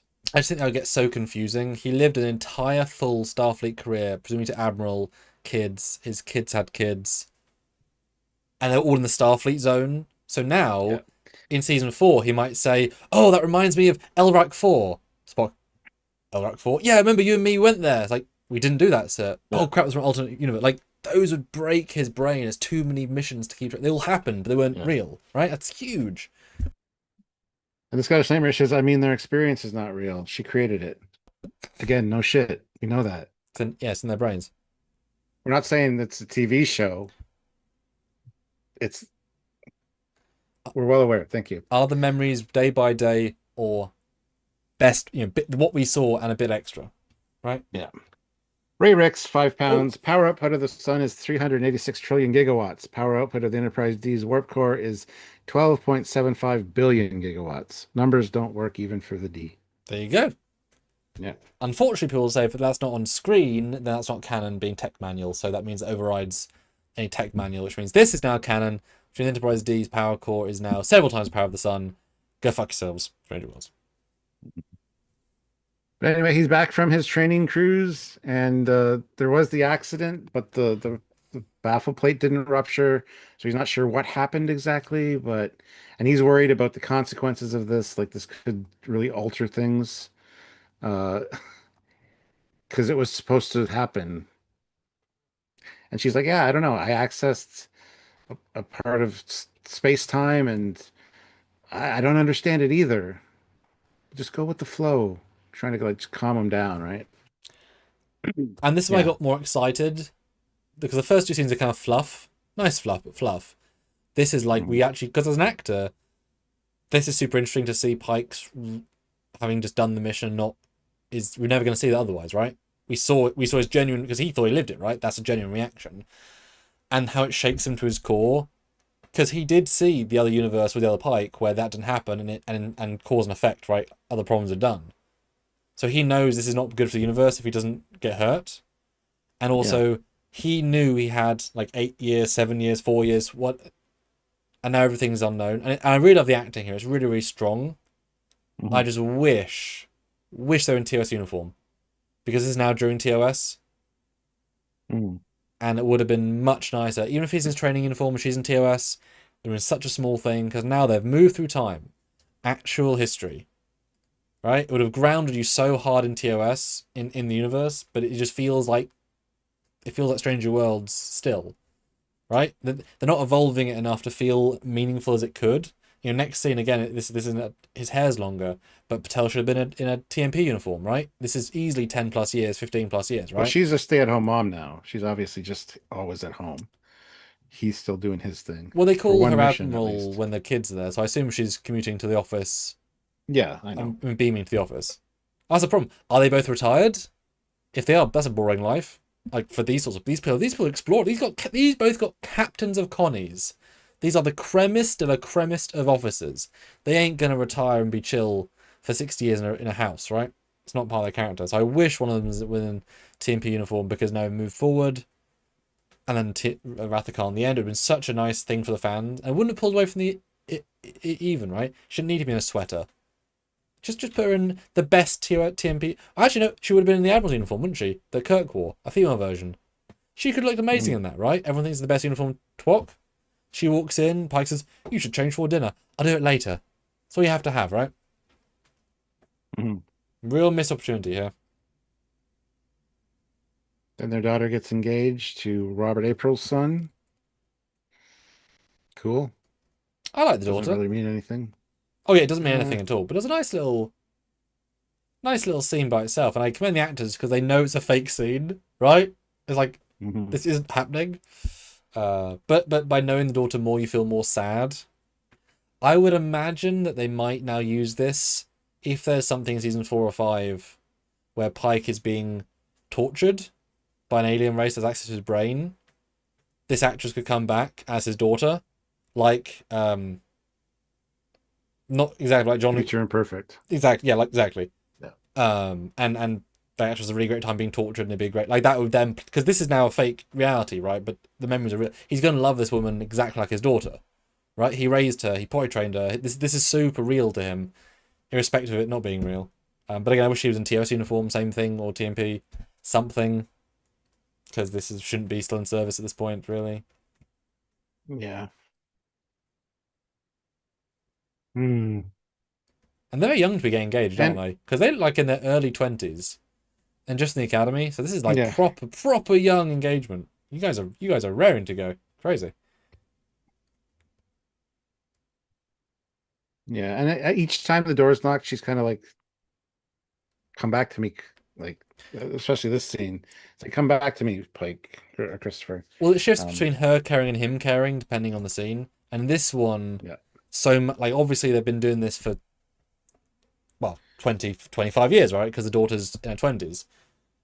So yeah, he's now done. I guess he's done enough. So she has to keep him back. But then it tells you she's now controlling it, which is different to the previous scene where she said, "I broke the universe to let you live," which I loved. That's a lie. Didn't do that. That's just something she said to not true. yeah, But then this feels like she's manipulating him now though, because he's not willing, conscious, or giving consent for this, right? She's doing all this yeah. actively now, so it kind of gets a little bit dodgy feeling for me. This scene, Nah, he she's just he is trying a to give him. hostage, a nice hostage, but he doesn't know. And I would think Yeah, if he knew this was not a real reality, he'd live it more for her, because he thinks yeah. it's real, but it's not. So it's kind of sad, doubly sad. Hmm. Then we get the deathbed scene, and this is where the door knocks again, and she's like, "Go get it, Chris. This is like, I've got enough. We've done enough here. I got to fight this guy." He's like, "No, I'm staying with you." And she's like, "No, no, no, go." And I then mean, she dies. So, And we get a shooting star, which is a symbol of later because they thought well, probably there was another one earlier too. Yeah, was there? when they were outside Oh, talking the first time. yeah, I met them in the real world. I guess she's telling him to look at the shooting star later because she's non-linear. I assume that these are digital age effects because Patel looked very fake to me, like a digital, like she's actively staying at the position, like unification. Like it feels like a Hmm. digital prosthetic because like her skin is too smooth to be old, but it feels old as if there's a filter. I've zoomed in for the live. Do you see what I mean? It doesn't feel like makeup, Maybe. and Yeah. she's aging much better than Pike because he looks way older. Probably makeup, but I can see some digital for that as well. Great hair though. I mean, you know. Although Hmm. this would be the thing. We had this in TOS. How did Shatner and McCoy look old? Now we've got Anson looking old. Let's see how Anson looks when he's old. Will he look like this? There you go. Memes have now been Yeah. created. Leo says, or this is an alternate, another universe she is Nope. showing him. No, no, no. That's not it at all. No. They've got a new dog though. They kept having dogs. That's nice. Just they brought a Hmm. dog in on the bed just because nice. Hmm. Super subtle. And I don't think she dies because that wouldn't make sense in the narrative. But I guess she sort of gives in.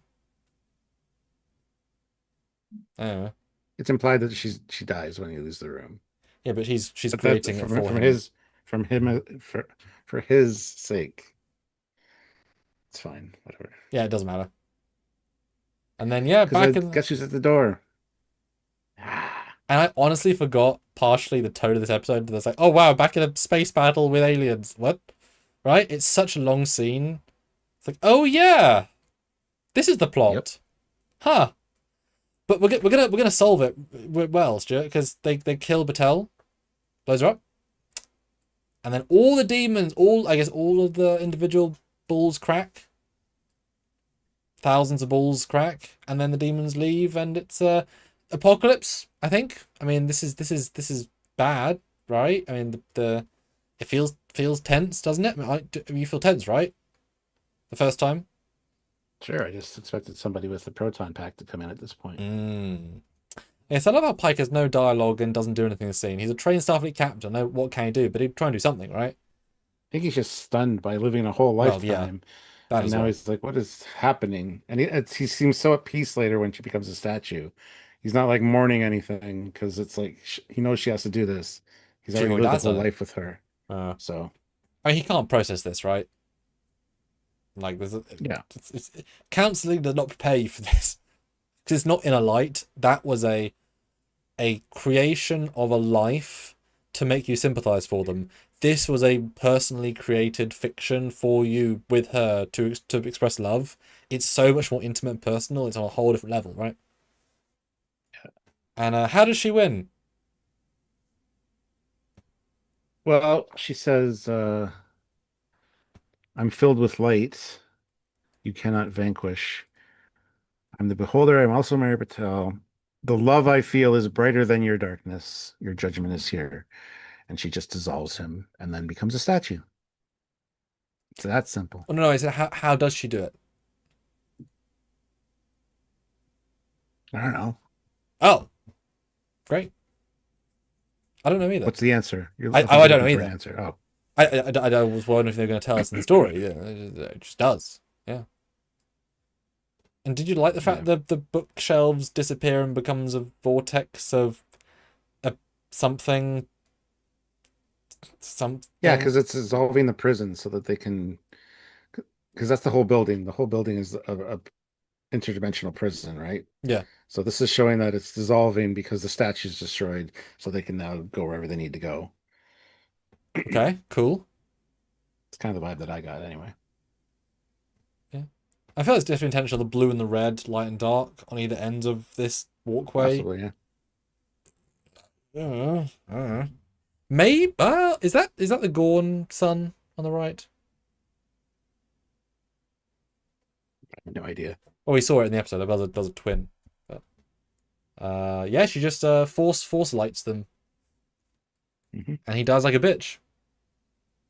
Right? Hmm. And she becomes a statue, and Pike's like, huh. Then we move on. And it is as abrupt and as simple as that is. And how much weight did the scene have, would you say? On a scale of 1 to None. 10. Okay. Oh, maybe 2.5. Yeah, I would say I 2. thought there was going to be more of a confrontation, more of a battle. It was just kind of like a nothing bigger, like I said. Either they ran out of time, it was a reshoot, or they didn't care, like it wasn't the point of the episode, so they just had it resolved. And then really abruptly, he's on another planet, in another part of the galaxy, in a prison, alone, well, in Benga, and all of a sudden, captain's log in orbit with the other planet, and it's the same day because they're all still there in the same Oh, way. I wish he would have been on the planet after that instead of standing on a platform in space. Yes. Like I wish that would have dissolved away to have him just standing on the planet in front of the thing or whatever. Yeah. Or the prison Because yeah, it's like resetting. like did they have to go pick him up or I don't know. Because I assume not, given the context of all these other scenes, they're all like they feel the same day. Because I don't think the Captain of Farragut is going to agree to travel with them for a week, whatever, to pick up Pike, then return to the planet again, and then they play chess. Right? That's the same day, Well, same week. see, they have to beam up both. Well, see, that's the other thing. Mbenga should be there too. He is, I yeah. don't know if his body's there. Okay. I Yeah, mean, so they have to beam up two people. And transporters, they're not additive. They're complementary. So they need two ships to beam up two people. So of course the Farragut would agree to go with them. You see that how that that works? Yeah. Stuart, you say it, I believe you. That's how scripts Yep. work. Yep. I do think we needed a moment though when reeling Pike goes at Mbenga's body. He gently says, "Joseph, we have to go." "Captain, what happened?" "I'll tell you later. I need you to go through the portal with me." "The portal!" Two of us, remember? And they slowly walk up to it and it fades away. That would have been awesome. Done. Yes. That's actually fantastic. Yeah. So I assume that's what happened, but the episode doesn't give me anything about that, because how would they turn the same... Because the portal's gone. It's now a tirade of repeating. There isn't... How do you tell it to go back to the other planet? They don't know how to work anything. You can't just do that. I Or... mean, like knocking on the statue. Marie, we need to go now. Babe! We can't Babe! stay here. I need to go! Babe! Portal! I bring some flowers. And things... I could see the portal emitting or the statue emitting a beam to the portal to like send them home, and it's just a flash of light or something. Yeah, that would have been really nice, because the fact that we juxtapose away, the portal has no impact on the story. The statue has nothing. Okay, this is a bit too dramatic, but it almost could have had. Okay, and what you said, Mbenga wakes up, they take the, and he says, "How do you activate it, Captain?" He looks to Marie, cuts to her, and a little tear goes down and evaporates, and then activates. Little crystal tear. Yeah. And that's her last gift as of a sentient, still Marie vibe. Would have been that, you know what I mean? That would have really weighted this. Like she's because otherwise they would have starved to death in here because they can't use the tech. The door's closed. They'd be dead in 3 days, and they can't even get there in 3 days probably. It'd be great if it was like I said, a crystal tear, and it kind of tinkles or falls to the ground, and he picks it up, and it's like his one souvenir for this like tear-shaped jewel. Oh, and it says Chef Pike and tear crystals. We don't mean that would have made it a much stronger scene to have that closure. Yeah. Because I don't know how he got out. He just does, and it plays as if it's nothing. It's like, no, they're in another planet, another quadrant. It's not okay. Yeah. Now, and we're literally hard cutting from we saved the galaxy. 30 seconds later, bye, babe. We've got to be long distance for a bit. It's a really doesn't work as an edit thing. Ow. Yeah, and even this, the people of Skywagon are recovering, as if waking up from a terrible dream. We remember, but it's over. It's like, cool. Sergeant Montgomery, $2. She turned into a weeping angel. Yeah. Just close your eyes and she'll come to life and give you a hug. Ouch. Then we got the Corby and Chapel scene where it's like he's got to go. Or perfect time to stay. Sorry. Because like he can study all their history now without any interference. And he's got the maps of the stars, areas that we've never been in. Mm-hmm. His gift to her. Yep. Yep. And then a chess scene. Kirk's all better. I like this scene. Yeah. Even though we shared minds, you still beat me. I love that. Uh-huh. Uh-huh. And they clearly have a... So she asked you out, right? She did. You? We did it last night. I can tell. I like the whole dance for set or dance rehearsal. Uh-huh. And she's like, "Oh my God, the mind meld." Yeah, Kirk totally knows that they're boning. Because it's such a love triangle, but without... It's a multi-universal love triangle. Because she knows Yeah, she fancied James Kirk in another timeline, and she did come onto... Like, it's a really interesting little multi-whatever. And I yeah. suppose Spock, in theory, now knows that she came onto him expressing that that happened. In Mm, theory. But you shouldn't share all memories of mind meld anyway. That's not how that works. There's too many memories. yeah. Because also that Just mean... laugh. Because by that logic, Kirk now knows there's Cyborg because he's now been inside Spock's brain. So he now Ah, remembers Cyborg. Because a if, lot of information. cause if Come on. Spock knew about one random event with Orions a few years ago, why the hell wouldn't he know? Well, And which about... Kirk mentioned prior. For Of sure. course, Spock's going to check it out. But if it's a random memory, yeah, why the hell wouldn't he know about Cyborg? You create these giant procedures if he now has all their memories in theory. Don't know about Cyborg. Yeah, Or Michael Burnham. I didn't know he had a sister. yeah. Another sibling Spock. Cyborg and Michael Burnham. Blair. The Scottish Nightmare, terrible dream. They stabbed their eyes out. Shit. Although, as we know, there's a little... Hey, you're fine. So they could have healed them all. Yes, because they didn't have entities inside them that were Hmm? fighting the regeneration It's thing. just simple stab wounds that broke their Yeah. broke their eyes and their brain slightly. I also love that they say you and I will be friends for a long time. I think so, Spock. Yeah. Despite the love triangle Maybe one day mess. we'll, yeah, one day we'll serve on the same ship together. But until then, we should continue our chess game. I thought they were going to add one more line, via internet, via web, email. I thought that was going to be, we'll play it over the subspace. They kind of did. They kind of did do that by saying we'll continue our chess game. I just assumed they meant, without saying that, it just meant we'll pop.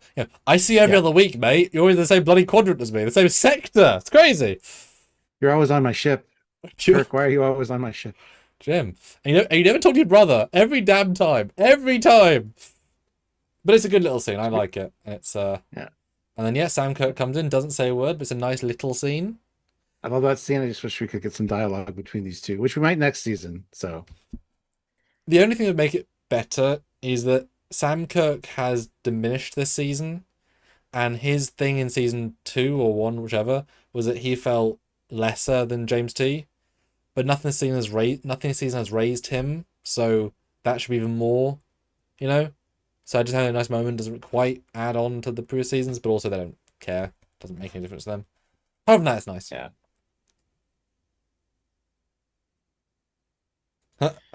Una's very not regulation silver painted nails. Jesus Christ. What are you doing? I love the whole want to talk. Not yet. Maybe one day, but not now. And this is not what I thought, but the fact that it's a woman in yellow, in gold, the fact that they play this last scene, for a second I'm thinking, is this something, you know what I mean? With Patel, and then she sits down because it's like the same visual, but not. Hmm. Small thing, but yeah. Checks his apron. Doesn't have Chef Pike on it, but he should add it. He should add it. I expect to see it next year. Yeah. And I'm wondering, like, was he thinking that's proof? Because he would know that wouldn't be there in any version of any reality, right? Like, is I it just just... I think it was just wishful thinking. Like I hope that's on there, but But I think also we said I don't know. in our other review that it would have been fine if it did say Chef Pike, because Marie rewrote the universe to give him that. I would have been fine if it actually was, right?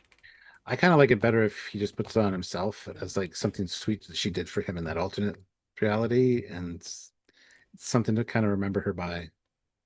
I don't know. Either way works. But it's the dumb sort of stuff they do, you know. Like could have been that and a little note like always love you, but like make it really like, yeah, it's like a breakup, right? Anything after the breakup would hurt more. he needs that closure with her. Say, I'm never going to see her again or hear from her again. Anything. If yeah, anything after that would just be more painful. Not really, not in this instance, because they lived an entire life together until old age. So that's why he was so at peace with her just turning into the statue. He didn't like freak out. He didn't have any. It was just kind of like a calm acceptance. So it's. I think it would be good to have some kind of memorabilia from that, or like something to remember her by in that regard. I think the chef. I think putting the chef pike on that would be the ideal thing to do. In season 4. Yeah. I'd not mention it at all. He just has it in an episode and it's like, oh, he put it on himself. Yeah. And then we get a very TOS device with, made clearly from leftover bullshit in the prop cupboard. Good stuff with Peter and Scotty. A hug. Yeah, but friendships are fleeting. One day you see somebody next, and then you never see them again. Like the whole monologue over this. It's amazing how often people go to the bar if there's a bar on the ship. Yeah. I can see why Kirk removed the bar from the Enterprise, because, boy, without a bar, people are doing a lot more work. Because, boy. You're going from a crew of 203 to 430, so you need to clear out the bar to make room for quarters. True. Gosh. If only the bar staff had unionized, they wouldn't have lost their jobs. Where's where's the Indosian that they wanted to have order? This is the bartender from Season 4. Second episode. Season 4. Okay. And then we get a really cute, tiniest moment ever. In my brain, this scene is La'an saying, okay, we've been doing this for 30 minutes. I want to kind of have sex with you. So she looks, he senses it, he looks, they smile, and they could do what she wants to do now. Do what he wants to do. That's what I took from that. What do you think? Nah, just a cute moment. I never got into the whole they're gonna have sexy time. Or kissing. Like, I just felt it was, this is his thing, but she's her things. I like that. Never thought that, but yeah. Interesting. That's the thing. It's such a them moment. It shows how small they are as a couple, but that's all they needed. Yeah, it was nice. Yeah. And then more drinking. Genuinely sad. It's a good little ending. Because, his world is broken. At least, one way of looking at it. He lost his only love. He'll now have to live his real life without her, which has got to be more sad than living with her. Yeah. Because you can imagine. Also got the memory of a complete lifetime. Like, it's already happened. But now anything he does now is a disappointment. Like, his life is no longer worth. Well, why wouldn't it be? He lived his another perfect life. life. It's another. Well, yeah, it's already happened. It's already been a whole thing. He lived through it all. And now it's like, now it's like a new adventure now, because I've already got that awesome memory. I'm not going to miss her because I grew old with her to the point where we were. I'd still miss my Marie if I had two realities and one was lost. Oh, that's so sweet. She doesn't watch our show. No, she doesn't. No, she doesn't. But I'll be honest, every time I said Marie, I got kind of upset because it's like, fuck's sake, guys, you stole the girl's name. Bastards. This isn't so well. It's really annoying. And then we get kind of an epilogue scene. Because I thought we were going to end at the fire. Yeah. And this kind of felt like an additional scene to kind of, close out the season a different way. It felt like a series ending, this one. It's the whole walking on the bridge. Everybody's like, communications open, sir. All that stuff. This prospect of uncharted planets that we can go explore. And a shooting star. And yeah. Set a course and go as fast as you want to, Erica. I don't know. It's a nice scene, but it does feel very series finale to me. Whereas I kind of disagree, because I think it'd be an awful series finale, because Pike is so passive. Like, if you compare him to Discovery Season 2, he's now a broken character in this one scene. If it was a series finale, he would say, all right, let's go explore. Punch it. It'd be exactly the status quo you'd expect, because now he's showing he's himself. But the fact that he is a broken man in this scene, and he's not having urgency, and he's now a weak captain, I think they shot this two ways. One, the way I just expressed, then this way. The positive way would be the series ending, when, as you say, it would be a good ending, but positive. But the sad way says in season 4, he'll be dealing with this trauma, and it's not starting off in the same strong way, and it leads you into 4, where he has to deal with destiny's real. Right? Marie is lost, I've lost her, and I will die. This is shitty. And now I have to pretend to be happy in this mission that I know I'm gonna now die in a couple of years or whatever. Like it's actually a really sad ending, which works for the season 4. So that's how I took that because it's not a happy ending. But a great shot of the ship going to war. Yeah, a bit weird, but they're a bit weird of a show, right? It's a combination of like TMP and Discovery season 1 and Into Darkness. Mm. Yeah. And that's it, guys. That's the end. Season 3. So this is the time where you guys super chat in with your final scores out of 10. I will Yeah. read those after we give our little spiels and our scores. Big moment, guys, because the end of season, we used to rely on these a lot, so we'd love to see 5, 6, 7, 8, 9, 5s. Your scores, right? This is the end of the season. I want to know. Yes. And stay tuned this week because tomorrow we're going to be doing Yes. our worst moments of season 3.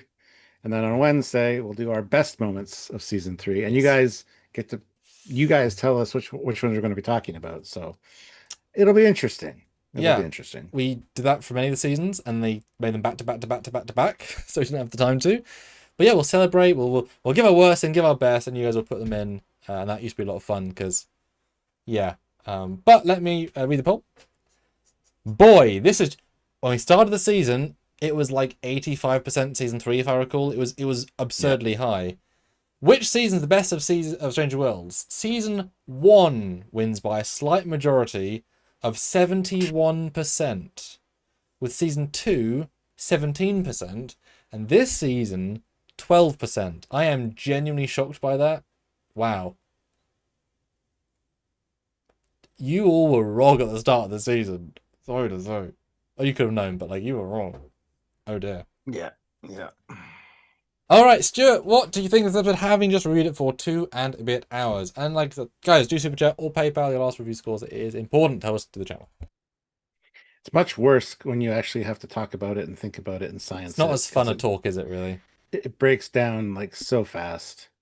It's just there was a good idea there, and it just got kind of pushed through production. It felt very disjointed, very, very, very rushed. Like you said, 2 episodes probably would have been better for this one. But yeah, it kind of falls apart for me as a whole. I do like a lot of the moments though. Like I love that Pike got that time with Marie.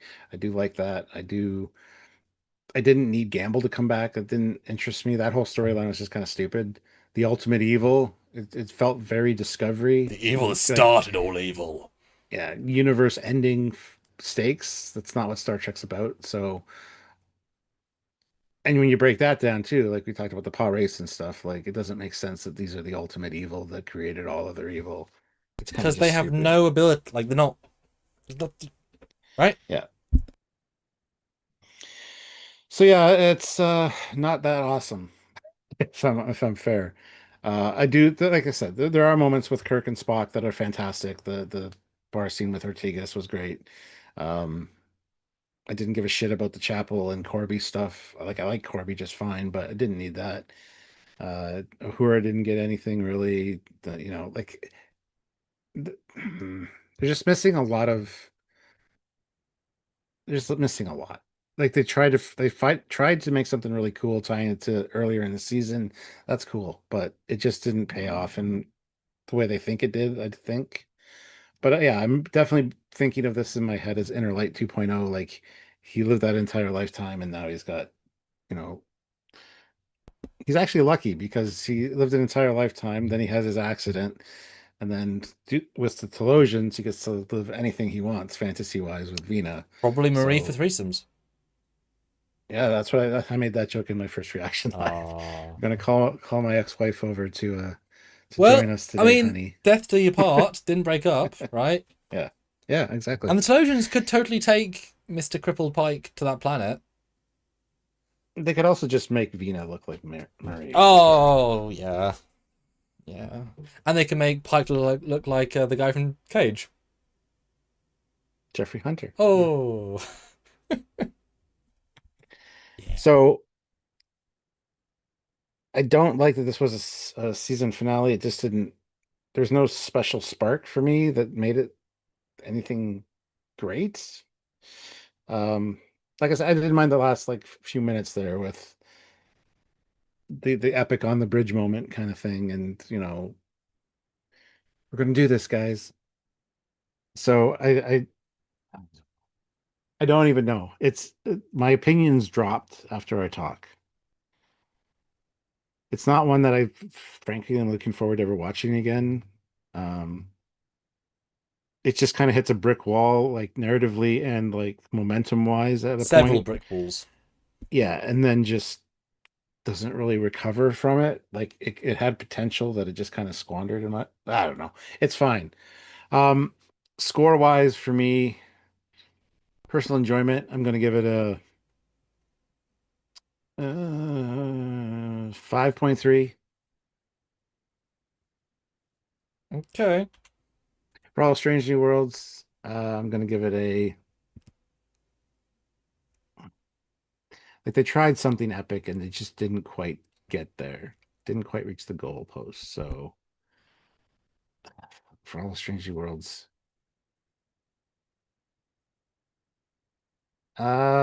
uh 5.8. I do think it's somewhat comparable to the first episode, which had epic scope and then just broken plot holiness, and There's a then lot of rushed plot ending. holiness in this one. That was Yeah. worse, I think, plot hole wise. This, I think, was slightly more cohesive because they already set up all the elements previously. Just they rushed the ending, but And they didn't give you time to think about all the shit that didn't make sense because they just kind of rushed through it and then on to the next thing. yeah. Like shoving you through a room. Like So you said just go. 6.3 and 5.8, right? 5.3 and Oh, 5.8. okay. So that's okay. So I will cheat the system a little bit, Stuart, and I'll tell you, you gave the first episode of Stranger Worlds, the Gorn episode that we neither of us liked, a 6.6 and 6.3 respectively.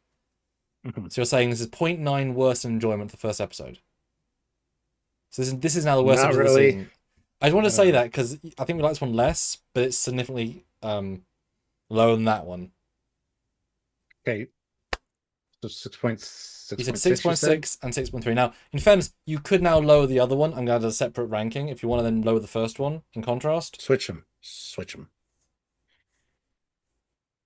So give this one a 6.6 and then give the first one a 5 point because it was the first one of the season, so I Yeah. wasn't sure how the scaling. And I think I skewed my scores a little bit for some of them at the higher end. It always So happens, right? Always happens. yeah, just switch all those numbers Okay. around because And I think that's fair. I'm doing two metrics just for the record keeping, but yeah. So either way, you want that the worst of the season, this somewhere down below. Yeah, yeah. The That would be your first second worst of episode the was by season. far. Yeah. Yeah, that sounds about right. Yeah. Perfect. Let's see what you guys are saying. We got Ray Ricks with 2 pounds, 6 out of 10. Okay. No more super chats, but if some come in while Sam's talking, I will read those afterwards. You'll Don't forget brutally PayPal is interrupt still an me. Yes. option. Yeah, don't forget PayPal is still an option as well. Mm. But Sam, what did you think Hello. after discussing it and as a filmmaker and all that jazz? What are your thoughts? It's weaker from the discussion, but I think I sensed most of that going in anyway. You know? I didn't. Yeah. I Yeah. thought I'd get better in my eyes talking about it, and it just didn't because logic fell apart. Because like you say, you're meant to watch it and then next. Right? Whereas Yeah. I narratively have to think about each part of the plot as a structure for my films, so I think I'm going subdividing a lot of that. I think Mhm. it is a genuinely fun first watch with a never watch it again or think about it again concept. And that's so depressing for a really interesting ultra old alien race subplot. Remember, I was really excited about that the first episode, right? Where it was going. Genuinely Yeah. excited. And this is a very underwhelming end. And they absolutely squandered it, right? And they could Yeah. easily have made it part 2 of 3. Some sort of Yeah. middle valley, right? Where he escapes. He zips out on the fault line, whatever. But it's so final that it's like, okay, done, gone. Nope. That's the end of the right.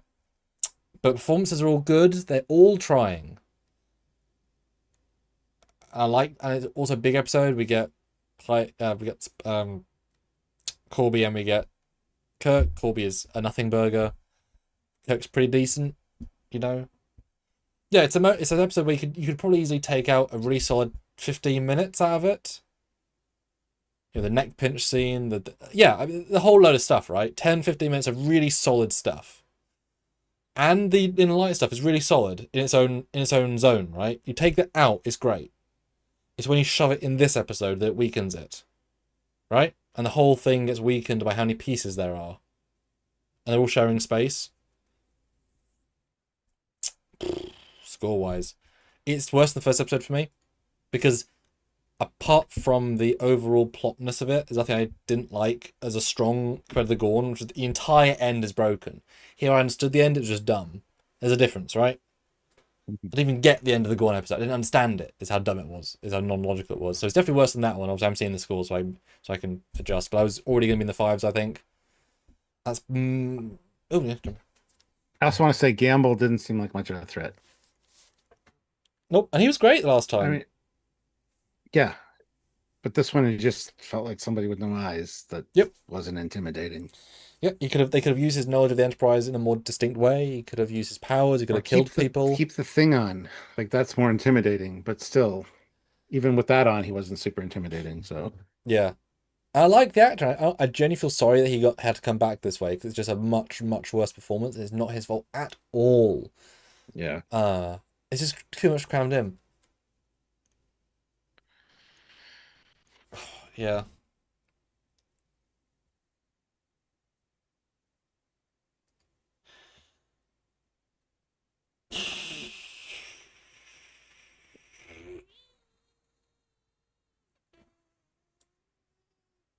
If I'm not retroactively changing the Gorn episode, because that I gave a 6, this has to be a 6.1. So I'm going to leave it at that, because that's all I can do in this version, but we can retroactively change the scores after the fact with the difference. So I'm going 6.1 overall for enjoyment, because there is some good stuff, right? But it's missing the ball across the board. For All Stranger Worlds, I give it a 4. I was really harsh with the first episode with a 4, so I got a lot more wiggle room there. Yeah. So for All Stranger Worlds, like, easily lower 25% of the season of the franchise, easily, like right down there. So I'm going to give it a 4.3 for All Stranger Worlds. It's well under par, but there's some good stuff, you know. Yeah, and there's like 40%. There always is. There's like 40% good stuff, but also 60% not good stuff. Like overall, I don't know. It's just they can do better. They have done better. Yeah. Going to our poll with 22 votes. Overall, this episode not good so far is winning with 55%. You have to say. And good is 45%. So if you haven't voted, go vote. We have 50 people here. Let's try to get those vote numbers up so we can see a better representation of what you guys are thinking. But yeah. And I'll be honest, if it was a two-parter, and if the second episode had the big inner light and they swapped uniforms, the correct canon uniforms, and they maybe have in one flashback or flash forward, Ortega's comes in full TOS, and she's now captain of a Connie, right? And then the second one is Chapel. She's now, well, head of, as we see in TV. She's in this. She's, you know, she just comes out from Vija, and she's just from the Enterprise. Like, they could have actually had each character, because if it's fake, right? Each character, and then Mbenga in Wrath of Khan walks in, Pike, Captain Admiral Pike, I am here from the. That's super cool, right? Captain, you know, Dr. McCoy sends his best. Yeah. We're offering you Excelsior, Pike. Styles is too busy. What? Oh, I'll take it. Like, you could have had some real fun with that stuff, and they just didn't. But tune in tomorrow, guys. We are going to do, as you said, the worst bits of the season. We might about this one. You're gonna super chat in moments or bits or elements, and we're gonna rank them. Should be a lot of fun, and then end on the high note of the best bits. And for those episodes, guys, and there's 51 of you, it can be as small as, do you remember that one conversation, that one dialogue? Like, you remember the bits from any of the 10. We'll find it. We'll put it in. It can be as small as big as you want. Even a shot, right? Like some of the space shots of the Connie. Great. So that'll be super interesting. Will be. Yeah. Want to read some of the non-super chat scores? I do, actually, a lot. Right, let's have a look. So, are you on first, though? I already read it. Okay. Patrick, 7 out of 10. S1, 4 out of 10. Marco, 4 or 5. Not the worst of the season, but up there. Only good moments were between Kirk and Spock, and it's nice to see Pike Patel had a life, but overall, a fitting end to a disappointing season.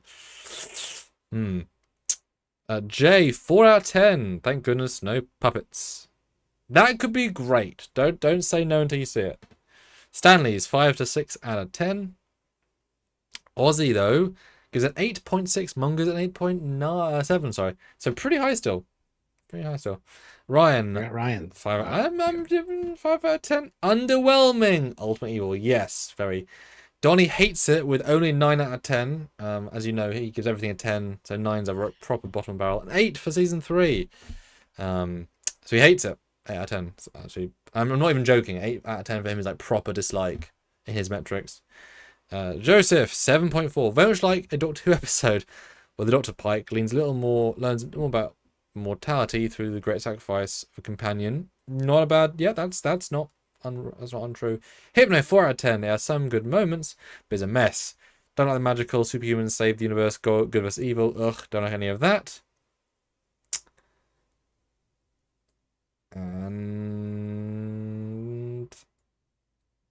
And then Han, 5 out of 10. Not great. There was a funny moment I forgot to say where he's like just about to be assigned to the J class vessel, and he's like, "You'll have to. I'm worried about who's going to do this family. You're going to have to look after me." I wish he would have said, "And you can't cook. You can't cook for shit. So I'm not going to eat well ever again." And our poor kid. No. Or yeah, even the replicator you can't cook. Yeah. What a last for her though, in theory. Come into marriage though, he's gonna end up in a wheelchair with yes and no. Yeah. Well, you think as an admiral she could insist on having more function than yes or no beeps. You know, just saying. But that was a 60s thing. Yeah. Alright. There you go. All right, so tune in for our lives this week. We'll still be talking about Strange New Worlds, the worst of, and the best of. So it should be good discussion because we might not agree with you, and we might not agree with each other. Those are always fun. No, exactly. All right, so until then, till tomorrow, guys. He's Commander Cucking. It's